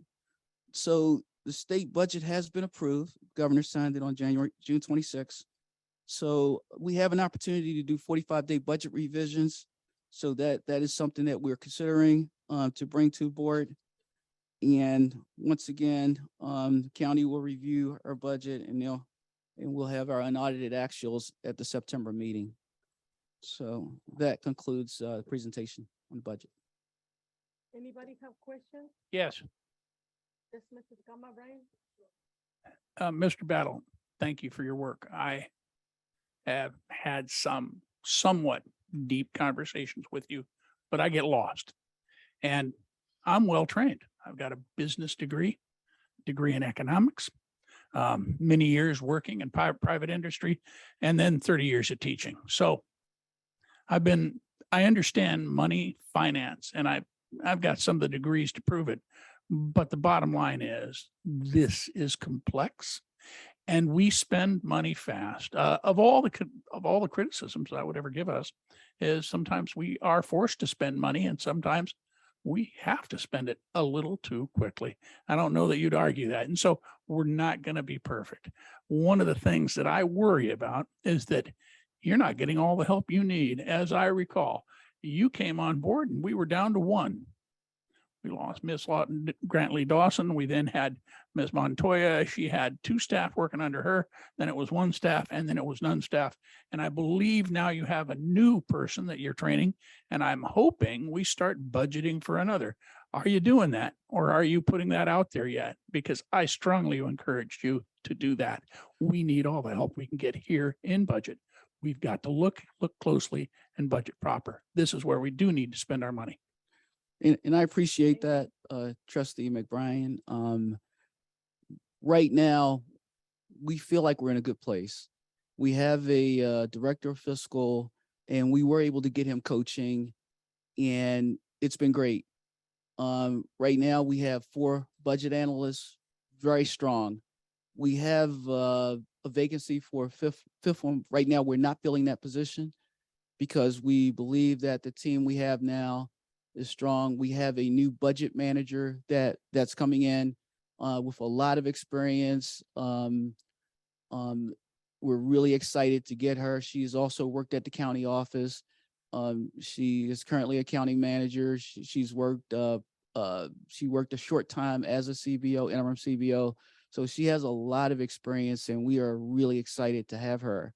So I think right now we're in a good place. I don't ask for things unless I absolutely need them. And I would say right now, I think we're at a good place. Thank you. Any more comments? Trustee Mrs. Flores? Flores? I'm the one who actually requested the FICMAT audit, Mr. Battle, in a board meeting months ago, I believe before you got here. Just for clarification, that the public knows that it was not administration, it was Trustee Flores. But I did notice that the PowerPoint no longer reflects assumptions that was included in the budget. And since the public hearing budget PowerPoint was missing the 24 to 25 assumptions, there was still unknown information. It's in the budget detail in the other reports. All the details with the assumptions are included in the budget report. Everything's not in the PowerPoint. This is just a summary report today. In addition, since multiple pieces of budget information was missing and are incorrect at the public hearing, the detailed items of what or was corrected and or changed. I just want to be transparent with the public. You did respond to my questions in the last board meeting, and I want to just make sure that the community and the public is aware of those responses. So these are the types of responses that I get. PowerPoint slide 15 indicates specific education contribution will be increasing by 2 to 3 million each year. Yet the form MYP page 1 of 9 reflects decreases in the unrestricted contributions. See the MYP unrestricted. Slide 5 and 6 are reflected with state numbers. What are the, oh, that was my question. Response was SUSD numbers are included in the budget projections. If a board member would like to know what the individual numbers represent, please let the CBO know and the information can be provided. I believe that's what I did in the last board meeting, and this is the answer that I responded. The district contributes listed on page 1 of 9, section A5C includes more than just special education contributions. It also includes contributions for routine, sorry, I can't see that great. For routine maintenance, the contributions for routine restricted maintenance are projected to decline. Special education contributions are actually budgeted as follows. And you gave me some numbers there. Also note that these amounts do not agree with the oh, no, wait, sorry. Your response was, trying to find the responses here.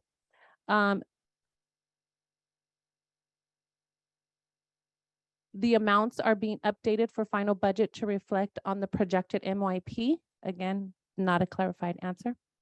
Response on another question was the district cannot budget items that were not formally approved by the board, since these positions were just approved by the board on June 14, 22, and the positions will be reflected on the 45-day budget revisions on the final interim report. Another response was the district cannot budget items that were not formally approved by the board. Since these positions were just approved by the board on June 14th, the positions will be reflected on the 45-day budget revisions on the first interim report. Another response was the district cannot budget items that were not formally approved by the board, since these positions were just approved by the board on June 14th. The positions will be reflected on the 45-day budget revisions. The district cannot budget items that were not formally approved by the board. Since these positions were just approved by the board on June 14th, the positions will be reflected on the 45-day budget. The numbers reflected in the criteria and standards only reflect changes and updates in the position control system at a given point in time. The numbers can change depending on when the information was retrieved. We are not anticipating any reductions in force, and the numbers should not be interpreted in that manner. The FTE groupings total are subject to change with fluctuation. At this time, no reductions in management, confidential, and supervisors were made. Footnotes. Some positions have already been moved out of one-time funding. Others are being considered. There are positions that may be kept, but a lot of them will be ended because they were needed to specifically address the COVID pandemic. We expect there will be people leaving the district, retiring and moving, etc., which will give people being paid with one-time funding an opportunity for a permanent position. Closing the one-time positions through attrition and not adding to the general budget. As time goes forward, we continue to keep close watch on how positions are funded, and cabinet will be bringing recommendations forward at the appropriate time so that the needed positions can be planned appropriately. Another response was 34055 had been entered for just Stockton USD, not charter enrollment, whereas 39803 is the correct number, which is inclusive of charter school enrollment. Therefore, the actual drop in enrollment for 21-22 is really 824. So that means 824 students is what we lost? Yes. Okay. And I believe there's a little bit more on here, but for the sake of time, I do want to acknowledge that you did respond. I'm trying to change my tone in the way I speak because I never want to belittle anybody. I hope you understand my passion and my lack of trust in the administration that you stepped into. And so with that being said, I cannot honestly say that the numbers being presented are correct and honest in the way that we have been moving as a district in whole. And I do not only hold you accountable, Mr. Battle, I hold our board accountable because we as a board are the ones who are supposed to be giving you directive. And so you may have been led along the wrong lines, but when they brought you in, they should have told you that there was a board member that would question every line item if possible, and to make sure that we are kept in an honest and ethical manner for the security and safety of our funding for our school students. Thank you.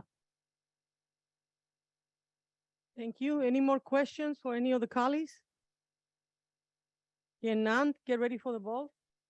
Everybody who agree, say aye. Aye. Any who don't, No. abstain? Aye.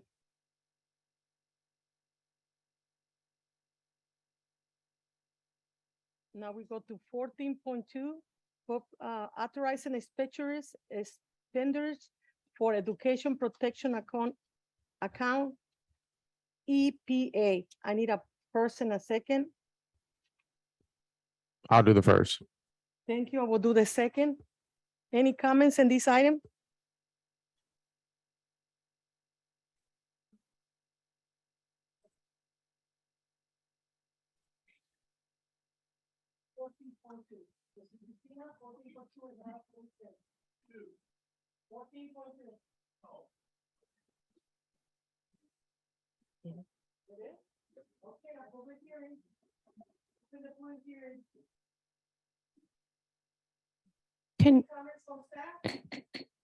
Can we clarify what the hearing is on so the public is aware exactly what the hearing is for on this agenda, just in case?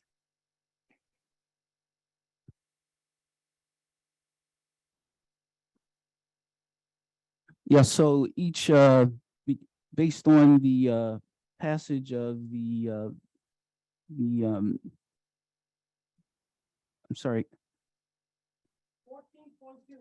Yes, so in November 7th, 2012, there was a California Constitution which the governor at that time had designated certain levels of revenues to go toward this education protection account. The board each June has to have a public hearing to to take action to designate these funds each year, and you've done that every year since 2012. And this is the same format that we designated for certificated staffing and salaries and so forth. We can't use it for administration or anything like that. There are certain things you can use it for, you can't use it for. So this is the same format that the board is accustomed to.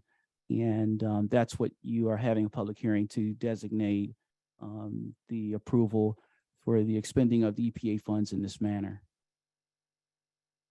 And also explains in here that all monies in education protection account are constantly appropriated to the support of school districts and the county office of education, charter schools and community college districts. And monies deposited in education protection account should not be used to pay any cost incurred of legislation, the government, or any agency or state government. Any more questions? I'm just going to ask. So we're looking at holding a hearing on $85 million of our money around abouts. Is that 79,600,000 and another 5 or so and 5.6. So we're looking about $86 million hearing that we're taking a look at. Is that correct? Yeah, the total is 79.6 million. And then there's an additional 5.6 million for the dependent charters. Thank you. Any more comments? Here none, get ready for the vote. Who agrees, say aye. Aye. Aye. Aye. Any abstains? Aye. Aye. Thank you.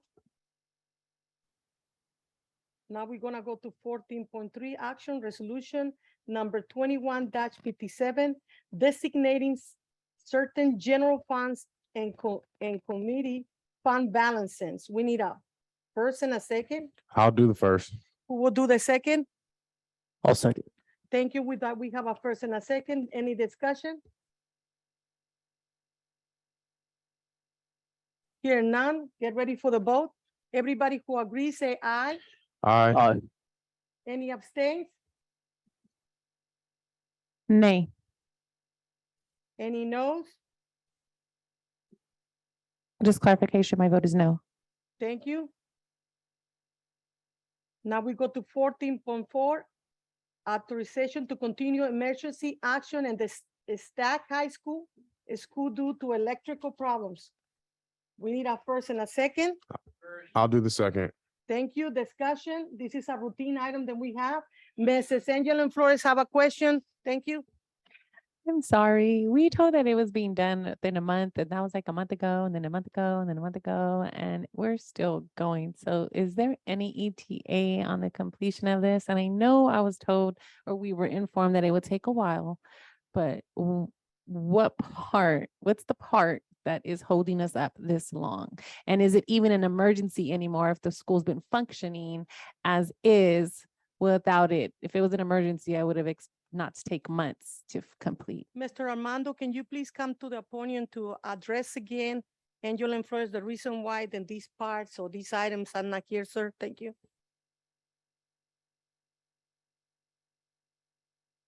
Yeah, hello, everyone. So yes, Thank you, sir. the item is a buzz bar that weighs almost 1,000 pounds that runs the electrical main switchgear to the campus. It's a custom made part. We can't push the supplier. We've even tried going to another supplier. We have electrical switchgear, which is all the same type, and other 2 projects that are being pushed out further right now. We just have no control over it. It is ridiculous, as I mentioned before, that's taking this long. But again, we have no control over the manufacturer who's custom making this 4-stack. We actually try to get rid of that unit altogether and put a whole different system in that PG&E denied us to do. And we have to stick with the original buzz bar that's there. Yeah, exactly. We could have did it literally a third of the cost that PG&E would have let us. They did not allow us. So this is where Thank we're at you. now. Thank you, Mr. And, Armando. and Mr. Orozco, I got it here. It says the estimated ship date is still July 31st. Is that still accurate? So we're reaching out and we have not got confirmation that they are going to ship it out July 31st, but you are correct. That's the last update we have. Thank you. And I don't want to say yes, that is definitive, because our other projects are being pushed out right now on switchgear from different manufacturers. They're not from the same one either.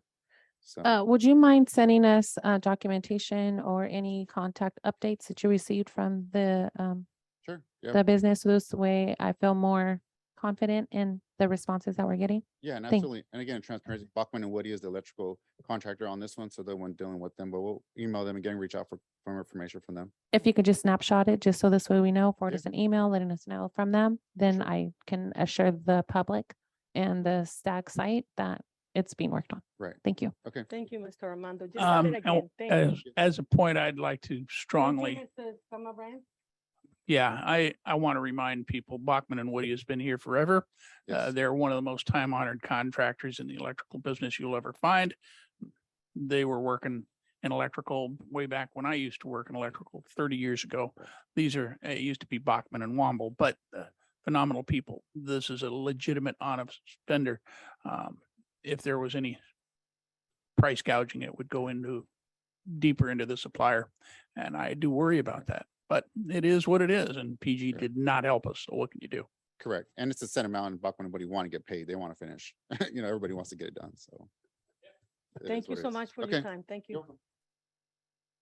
Now, if there's any more questions, let's get ready for the vote. Everybody who to agree, say aye. Aye. Aye. Any Abstain. abstention? Any noes? Thank you. Now we go into 14.5, action approval of awarding contract to Keenan and Associates for TPA services, third-party administrator for workers' compensations. I need a first and a second so we can have a discussion. First. I'll do the second. Thank you. We have a first and a second. We have a discussion. Anybody who wants to discuss?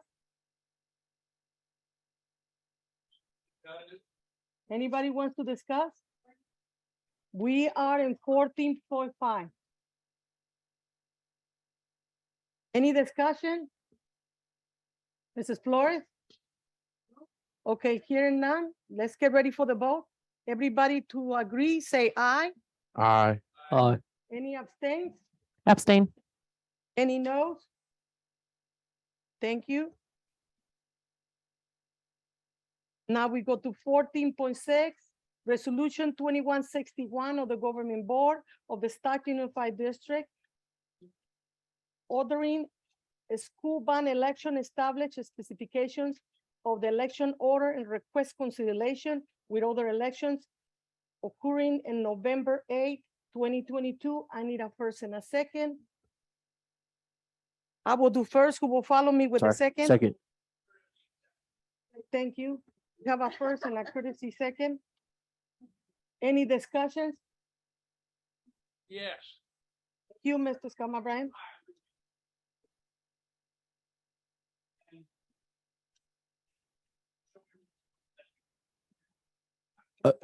Thank you. Matt.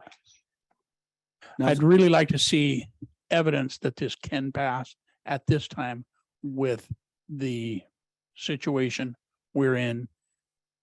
All total. Thank you. Thank you. Madam President, we have Yes. Mr. Dale Scott here from Dale Scott and Company. He'd like to address the board on this item. Thank you, Mr. Dill Scott. Oh, hello, sir. How are you? Nice seeing you today, sir. Thank you for waiting for us. Not a problem.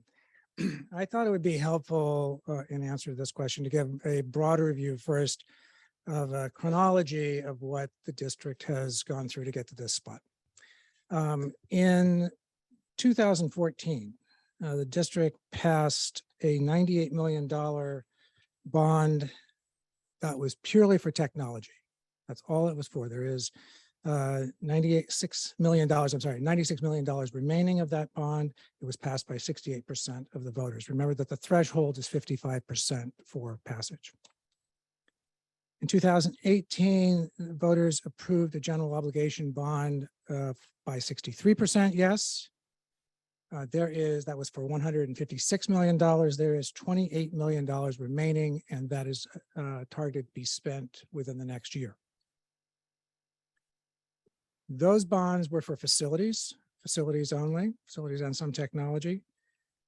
Under California state law, districts have to put bond measures on general election dates. What that means is the next election date is November of 22. the next really feasible election date would be November of 24, which would mean that you would be not having any additional funding, assuming you pass the resolution and assuming the voters pass the measure, you would not have any additional funding until the beginning of 2025. 2025, which is 3 years roughly or so from now.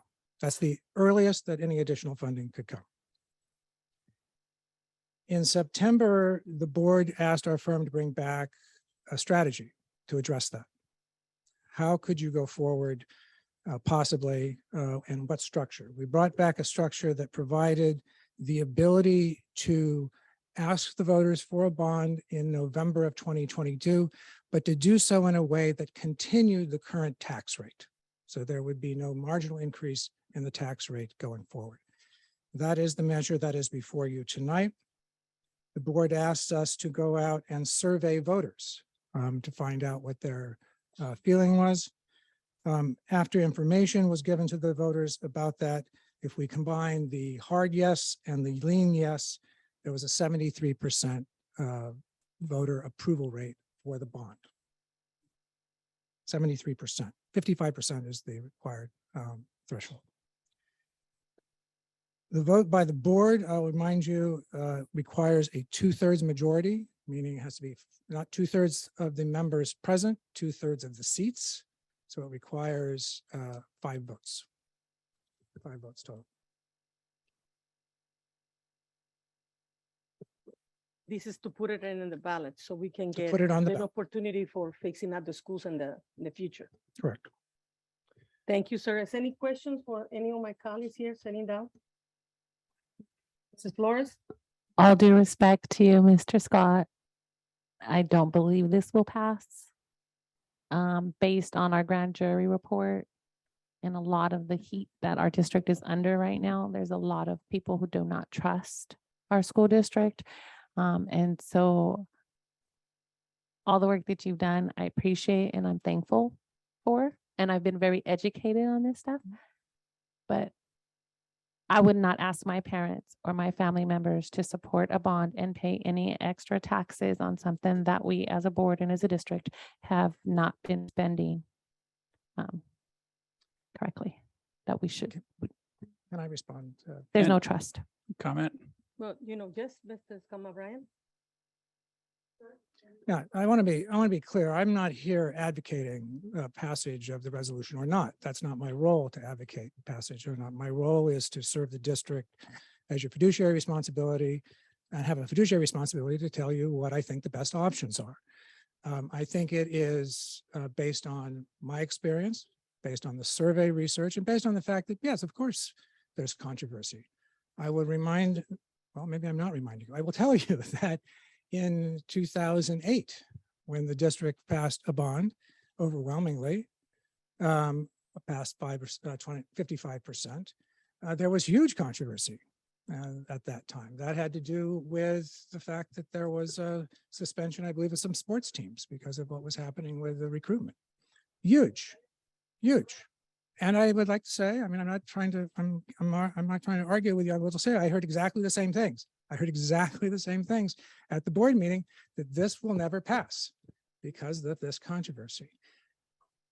I will agree with you completely that there are voters that will find this difficult to vote for, and they will vote no. And I will also tell you there are a very large percentage of voters that believe strongly in the district, and they will vote yes. They will not have a chance to make a yes vote or a no vote unless you put this on the ballot. That is the only way they will be able to vote. So you are not voting tonight for this measure. You are voting tonight to ask the voters how they feel about this measure, not what your opinion is of how they feel, but how they actually feel and vote. And so it's for that reason, and also based on the research we've done, I believe that there is a very large, very high opportunity for the district, high opportunity cost to not go forward, and a very low cost to go forward. Mr. Scott Bryan? Well, again, and what is the cost to go forward, number one, and number two, please understand, I trust the budgetary information I'm getting. I believe, in what we're seeing. My problem is public perception, and maybe I should have withheld those remarks, but the simple fact is I worry about it. So this is a hard vote for me to turn around attitudes quickly tonight. And yet the vote is in front of us. So the cost, number one, and please know, I do trust the budget. Others here may not. Go ahead. The cost is still, I believe, has been provided to the board already. The cost is really the cost to the county. So it would be, and I don't have the exact number with me. Yeah, and I don't have the exact number either. Willie, I don't know if you know the exact, but But he it- doesn't know. But it's not more than 500,000. I think it's somewhere between 400 or 500,000. Yeah, I think it's closer to 3, but it's in that range and it's similar to a board election. Hold on, 500,000 just to put it on and try to win Yes, yes. That's the 500,000. That's how much it was Yeah. in 2008.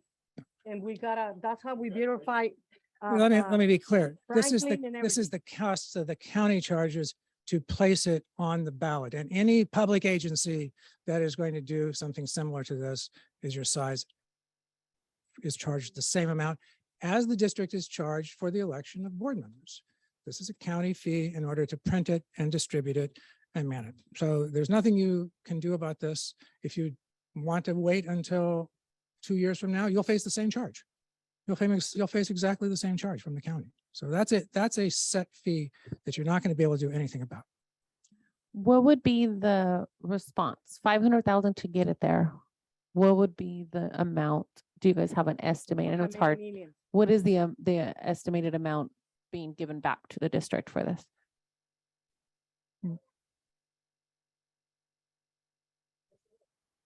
That's what we did it on Edison. That's what we did it in Franklin. That's what we did in the staff. I did walking those measurements with a lot of pens and a lot of teachers because we wanted to have better looking schools. You had to invest a little money to finish the schools and they're been left behind and we had to do it. But it's all about us if we vote yes or no. It's about us. But he's right. The community have the right to say yes or no. And if we don't do that, that's also on us too. May I add one thing, Madam President? Yes, sir? The one thing the board also should keep in mind, the current bond program, I mean, we're at the last stages. I mean, we'll probably be complete our remaining projects over the next 2 years. So if we don't get more money into the pipeline, we could have a point in time where we are not doing any facility projects. We just come to a dead stop. Because we are at the last, we drew down, I think, 100 million last year. So we are going through those projects now. So just as an FYI. Any more discussion? One last question. What's the latest date we can do this? Is today the date? Is it the deadline today and no later? I hate making a decision. I don't know. I want this money. I want to vote yes. I don't want to waste the money either and lose. So one way or another, we got to make a decision. And if it's today, we got to do it, then It's fine. $250 million. And is it possible to wait until the next board meeting? I don't know when the next board meeting is.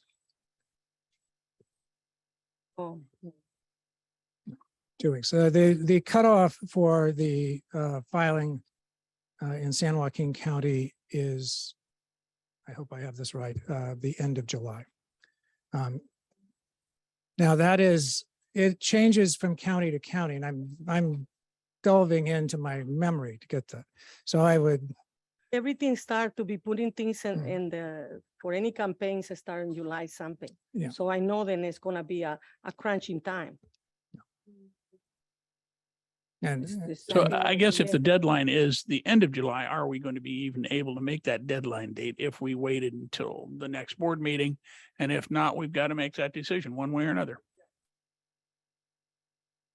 Thank you. thank you. Thank you. Everybody discuss this. Get ready for the vote. Everybody who agrees, say aye. Aye. Aye. Aye. No. Motion passes. One no and one absent. Thank-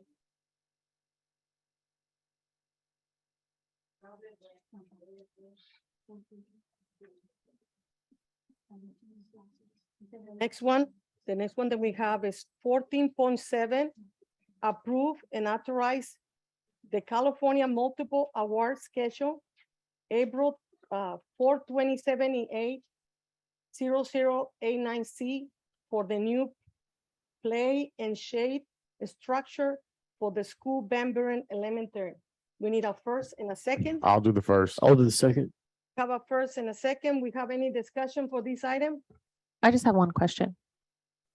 Question? Was Miss Ariano involved in this discussion and or approve of this, or was this, and it sounds like a good thing, but I don't see her name on here, so I don't know if it was something that was handed down from the district office or if it's something that she supported and or advocated for it being in my area. Thank you. Mr. Armando, can you please come to the podium? Thank you and appreciate your comments and your response.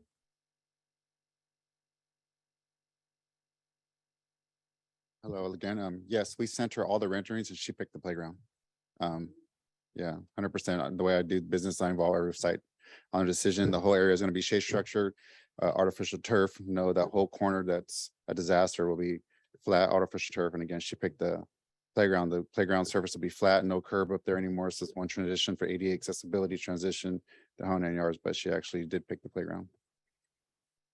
Any more questions? Mr. And I Flores? didn't check the background of the company yet, but is it a local company or did they go through the proper process as well? So we adopted the CMAS on the last project or the last board meeting, sorry. So this is actually the proposal coming to forward with you guys. KYA is out of Sacramento.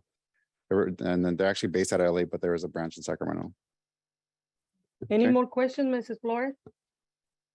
Thank you. If there's any more questions and the conversation is done, we get ready for the vote. Everybody to agree, say aye. Aye. Aye.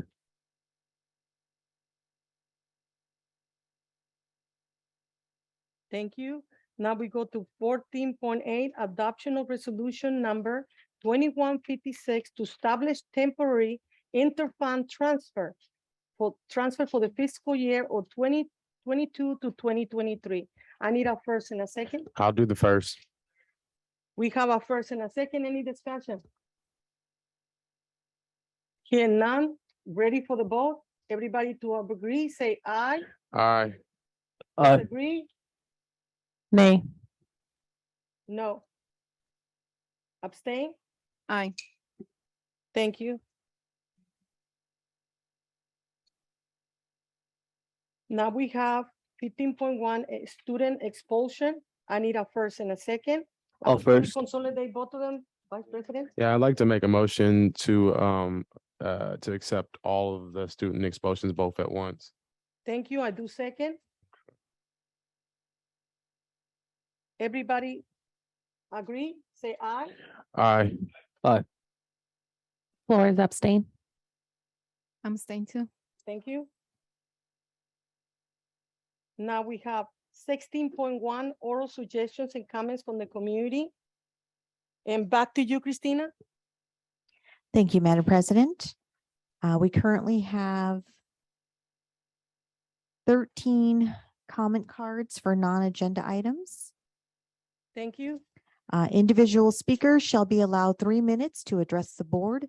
The board shall limit the total time of public comment input on each item to 20 minutes. The first public speaker is Lucia Mendoza.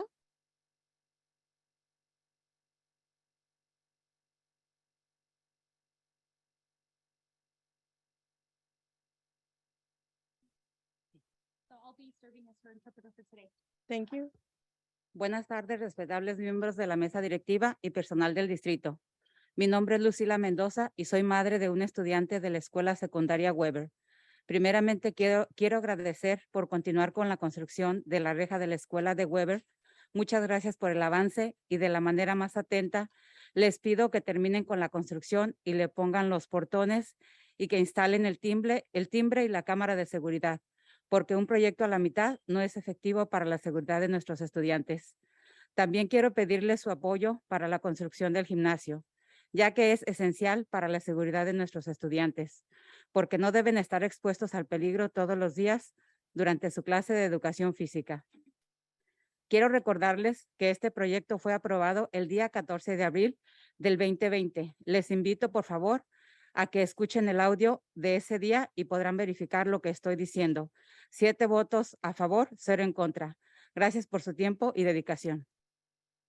Okay, so I'll be her interpreter. So good afternoon, respectable members of the district's board and staff. My name is Lucila Mendoza, and I am the parent of a student at Weber High School. First of all, I want to thank you for continuing with the construction of Weber's school fence. Thank you very much for the progress, and in the most attentive way, I asked you to finish the construction, put the gates up, install the bell and the security camera, because the half project is not effective for the safety of our students. I also want to ask for your support with the construction of the gym, since it is essential for the safety of our students, because they should not be exposed to danger every day during their physical education class. I want to remind you that this project was approved on April 14th, 2020. I invite you to please listen to the audio of that day, and you'll be able to verify what I'm saying. 7 votes in favor, 0 against. Thank you for your time and dedication. Sincerely, Ms. Mendoza. Thank you. Y también quiero agradecer por ofrecernos unas traductoras tan excelentes. Gracias. I want to thank you for offering great interpreters. Thank you. Gracias. Next, we have Miss Leslie Tavernier. Point of order, Dr. Lipton, or I don't know, Vice President or President, are we able to motion to put this update on the agenda for the next board meeting regarding that? The update on the Weber project?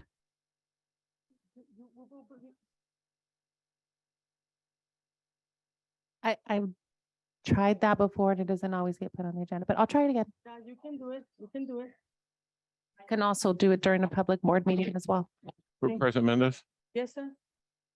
So in answer to trustee Flores's question, there could be a motion to place an item on the agenda. Thank you. That will be okay. Thank you.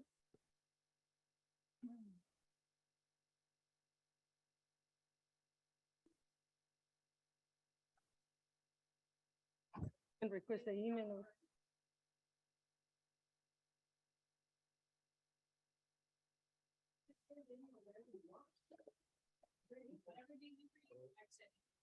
Send the email and it's gonna just send it. Thank you. You can come in, please. You can. Yes, ma'am. Yes, please. Thank. Okay. Sorry about that. So good evening, board trustees, cabinet, and all in attendance are watching tonight. I am Leslie Tavernier, the district budget manager for Stockton Unified School District. Stockton Unified School District promotes equity. Board Policy 2210 states in part, any exercise of administrative authority shall be non-discriminatory and demonstrates the district's commitment to equity in district programs and activities. Equity is defined as the quality of being fair and impartial. Treating our people with equity means all people. All means all. There's a group that seems to be discriminated against and excluded from equity. You can fix it, but not if you don't know about it. So that is why I've decided on my own volition to speak with you tonight. During the district activity of negotiations, each group was granted a 4% raise for everyone in their group, regardless of their current pay, skills, tasks, or title. Each group except for district management. District management was told they would receive no raise. That is not equity. I was told this is the 6th time district management has been informed everyone but you gets the raise, which may explain why so much of our upper management are relatively new at their jobs. I compared some of our salaries with other districts of similar composition and found our salaries tend to be a little low. District management pays the same inflated price for gasoline and other items as every person does, but we're not granted the same relief. Maybe people forgot district management works 12 months a year, that we serve the entire district of over 34,000 students and over 4,000 employees, that we perform work that is so highly specialized that most of it has to wait for our return should we venture to go on vacation or if we are out sick. that we work long days that often spill into the weekend without receiving any overtime pay, and that we pay the most of any group for our benefits. We know we add value to our departments and are vital to the district. However, as our responsibilities have increased, our wages have not. We see others' wages nearing our own without additional work days nor additional responsibilities. So in effect, not only did we not get a raise, we just received a 4% pay cut. I am retiring in a couple of days, so I'm speaking to you solely for the benefit of others. Including district management in the 4% raise is just. It puts the action of equity behind the words of equity, and it puts the district back in line with board policy. Now that you know about the discrimination and inequity that only you can fix it by changing from everyone but you to resolving everyone, including you, for the 4% raise. Have a good night. Thank you. Thank you.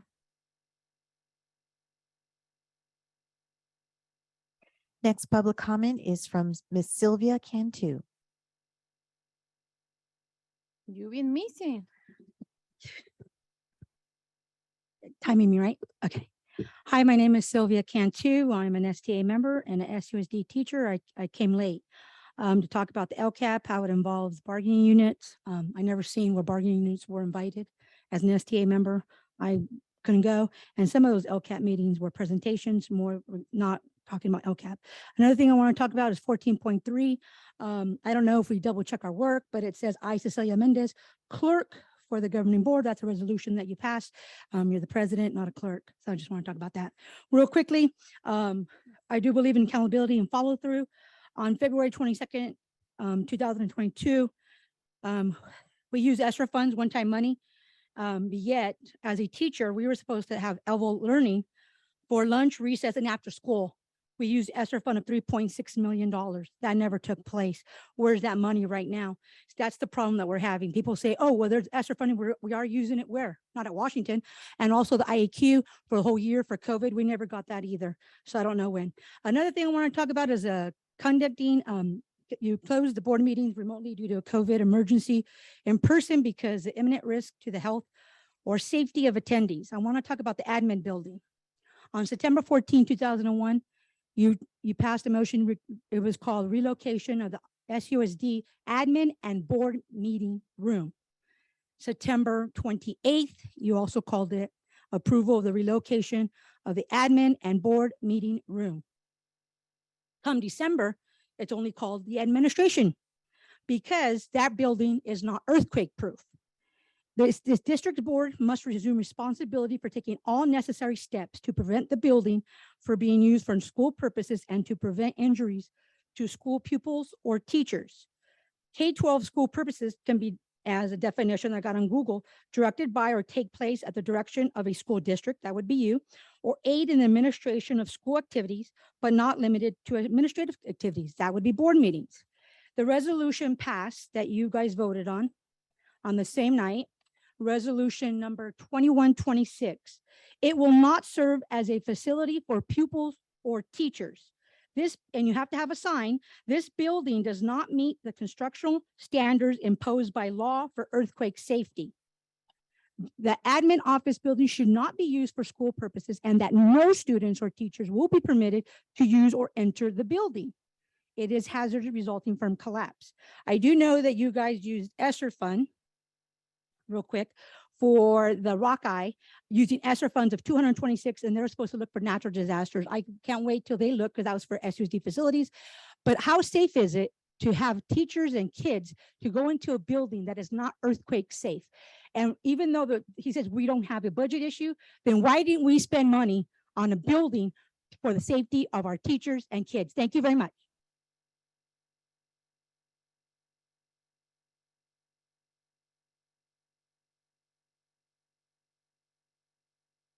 Next comment is from Miss Nancy Masson.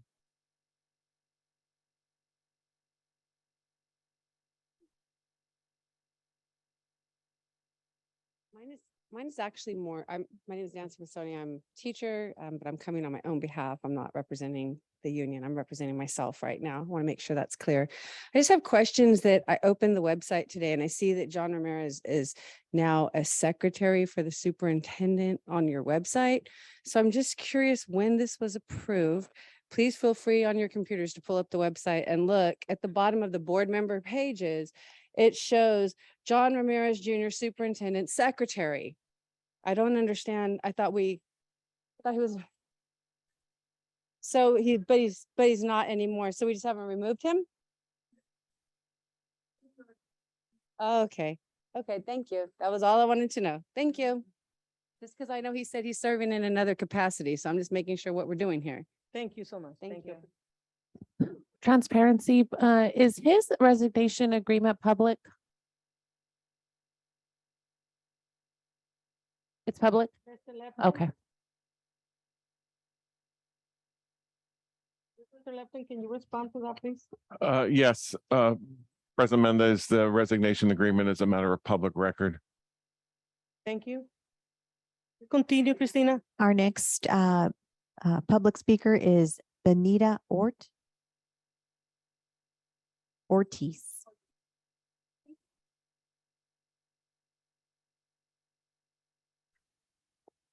Hello, my name is Benetta Ortiz. I have children in Stockton Unified.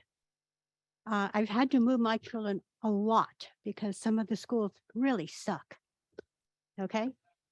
We are a group of people and it's been historically here in Stockton Unified that you guys are messy, really messy. And there's a lot of stuff that needs to be cleaned up.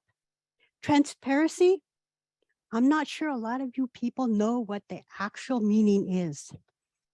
Okay? We need to get all on board and make sure that you guys have been elected to represent and to help and to educate our children. Your job is to represent and educate our children to the best of our and your ability. It's not a power trip. It's not secret meetings in the backyard or in the back lots or whatever.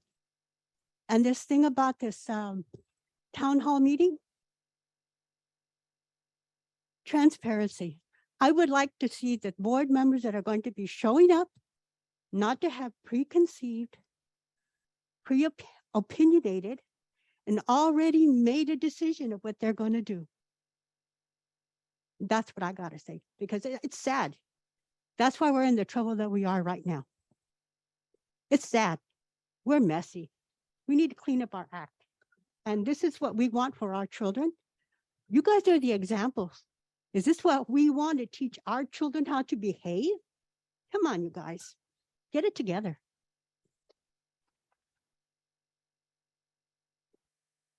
Next public comment is Donna Marapau.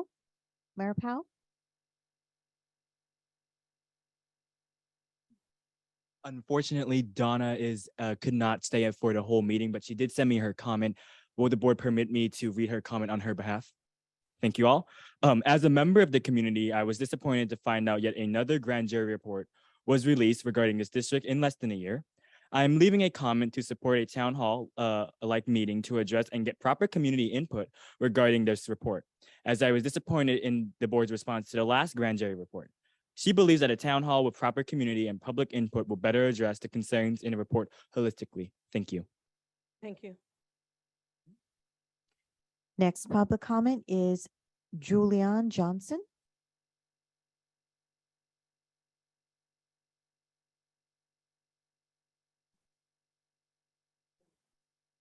I appreciate that. Yeah, so I mean, second time here, Julian Johnson. I'm not going to harp much. I think there'll definitely be a few other people that come up with the same opinion. So really my whole basis is really just wanted to see a step forward from here. We talked about town halls. We talked about what we're going to do. And I would hope that since we already established that there's going to be a special meeting, that meeting gets put out publicly beforehand so that people actually have the time to adjudicate their meetings, their work schedules, and be able to be here for sure. The town halls, I definitely agree with what was previously mentioned, having designated spots across the city so that we're actually hitting different touch points, making sure that we're doing it at different varied times so that we're actually able to get the largest amount of people in here as possible.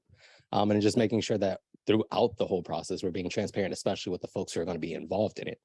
And I mean, and people can roll their eyes at me, but I mean, I've personally myself put up resolutions to have transparency here. So I mean, if we're going to roll eyes at me, then we might as well roll eyes at the whole process. But I'll hope that we start somewhere and move forward from here. Thank you. Thank you, and I really agree with you. The next public comment will be from Alyssa Lira.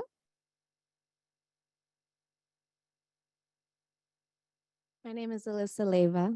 I am a active citizen. I was a former redistricting commissioner on the Stockton City Council.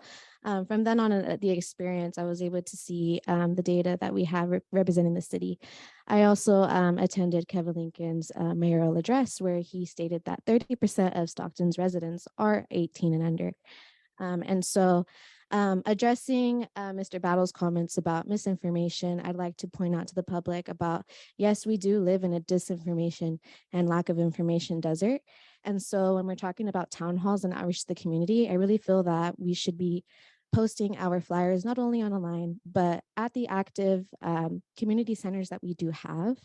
And also making sure that with equity in mind, that it's transparent in Spanish, Hmong, and other languages that are holding residency in our populations. Thank you. Thank you. Next public comment is from Harpreet Singh Shima. Good evening to the board. Yeah, my name is Harpreet Shima. So the details of this grand jury town hall obviously are going to be up to you, but the public should be able to submit questions ahead of time, and these questions should be available to the public. And if you can make some sort of system where the public can, vote on questions that they'd like asked, that way we know that you are being asked the questions that the public wants answered. That would be great. There are a lot of residents that won't be able to attend in person to ask their questions in person, so I think that's not too much to ask. I would also like the board to hold multiple town halls, again, throughout the city, because I think the broader public would greatly benefit from seeing the committee try to perform while under scrutiny from the public. And there, finally, no one is forcing you to serve on this board. If you think the public pressure is too much, I can promise you we're just getting started. So if you can't handle the pressure of being a corrupt and incompetent public official, go ahead and resign. Thank you.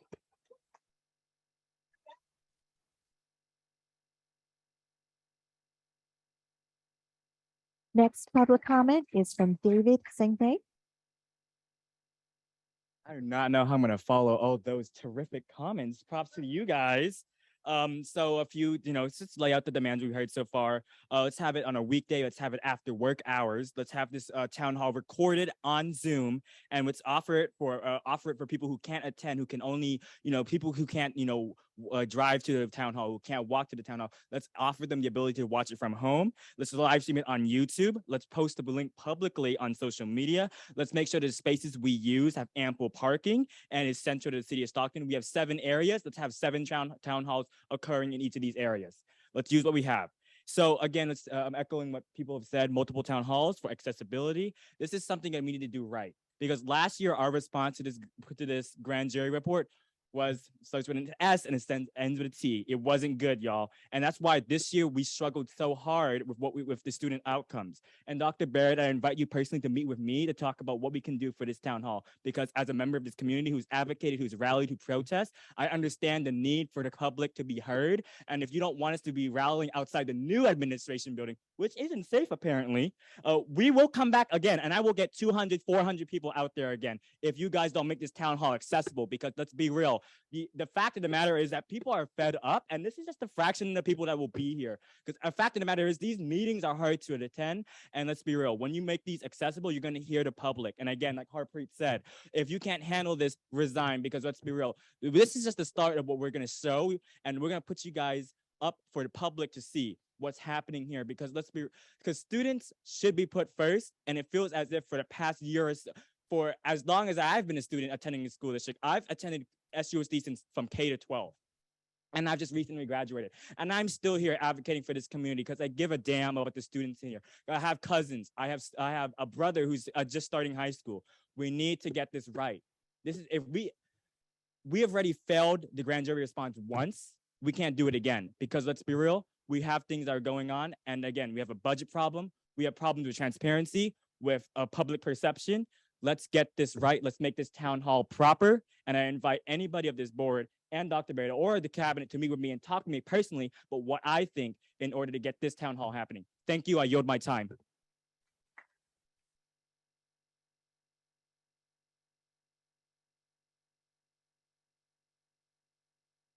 Next public comment is from Mr. David Sengte. Another comment. I'm going to comment on some comments made from people in this administration on this board saying that the grand jury report is biased. The grand jury report is composed of an impartial, 20 people on it. I think it's ludicrous to say that these 20 people are colluding and conspiring against our school district when they're providing statistics. 40-page reports investigating and interviewing people from this district, from the community. It is simply ludicrous to say that this grand jury report is biased when it's the people that's writing this report, when it's the people that's dictating what's on this report. For someone of this administration to say that it's a disinformation is ludicrous. Let's look, and I'm going to ask you, how many of you guys have actually read this report? Because the statistics are there, the findings are there, the people on this report are there. It's public information. It's ludicrous and ridiculous. And I keep saying the same words because it baffles me because we're using the same words we used last year as a way to cop out from holding ourselves accountable to this public who's been telling you time and time again, you guys are not doing this right. And now we have an opportunity to do it again. And I won't be here to maybe see it in full action because I'm leaving after September. But I really do hope that I can tap back in and listen to my peers, my brother, people in here, people attending the school district saying it's changing for the better. And I want to give you that opportunity. And I think that this is, and you see the people at this meeting are engaged, we're paying attention, and we have people and we have connections. We want you to know that we're paying attention. So don't screw this up again. We're counting on it. Thank you. I yield my time once again.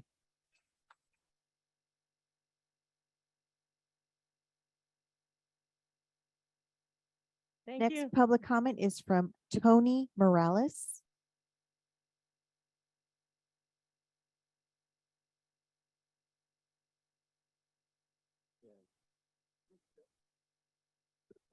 Good evening, board.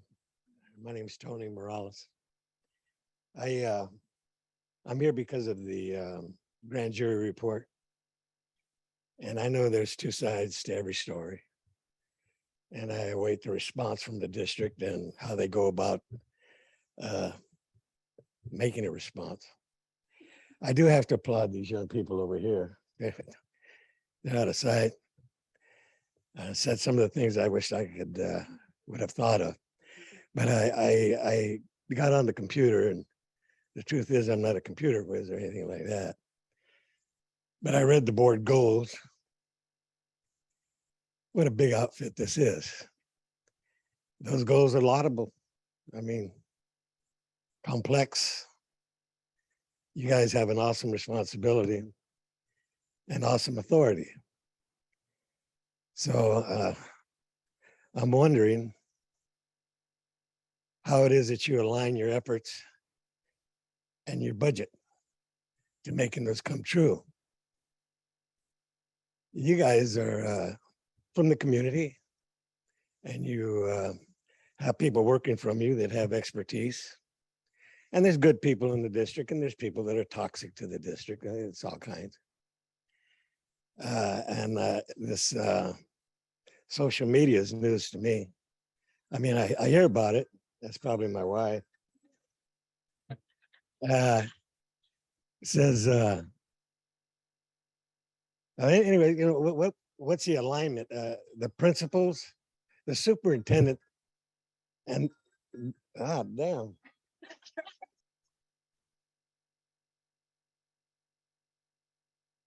Yeah, that's the wife. So it's she's so anyways, if the supervisor, I mean, leadership is what's important to me, and you guys are on the top rung over here with all the authority and responsibility. You have your superintendent that you hire, and I don't need to go over that. That's a dead horse there. But, you know, the people that administer to this district need to be aligned with what your goals are and what your priorities are. And they need to evaluate and assess. They need to assess and evaluate. And the results then determine what more you can do and how you're going to do it. Because you have what is and what's preferred. And to get there, you need to have, above all else, I think, is good relationships. If you don't have a good relationship, a teacher can't relate to a student. Teacher really doesn't belong there. This relationship on the board. If you don't know how to come to consensus, you don't know strategies, you don't know technique, well, go to a workshop like this young lady did over here. Or whatever workshop or avenue for learning is available to you. We're all learners, lifelong learners, right? So I feel President like Mendez? there should be an alignment. Can we let him I was finish? going to point out that the board can, by a vote, extend the time of a speaker. Otherwise, it's 3 minutes. Do you want to continue talking? You want me to extend it? Well, I'm afraid my wife would call again, but Thank you so much. Thank you so much for your comment. Thank you. Yes, continue. I'm Yes, good. continue. So again, I need to tell these people over here that I think that's all right. Thank you.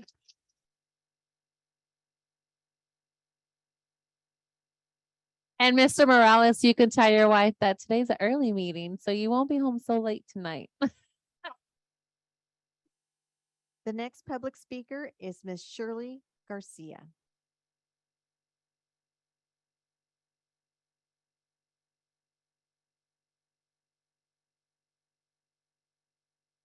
Good evening, board.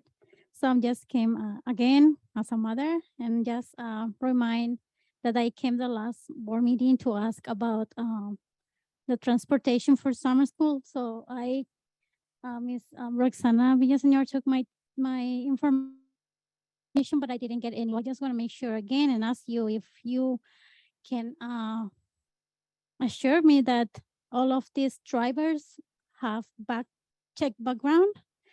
And one of my concerns is because the first time I told you that was on different driver. And after that day, the driver that came to my home and introduced himself, pick up my son on Tuesday.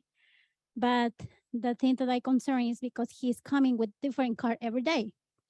And so some of the cars have the logo, the SEC, but some of the cars doesn't have any logo. So I make sure that I took the plate number the first time, but I can't take the plate number every day and just investigate so what the cars belong to. So I just please ask you to make sure that these kind of people working with kids are safe for our students.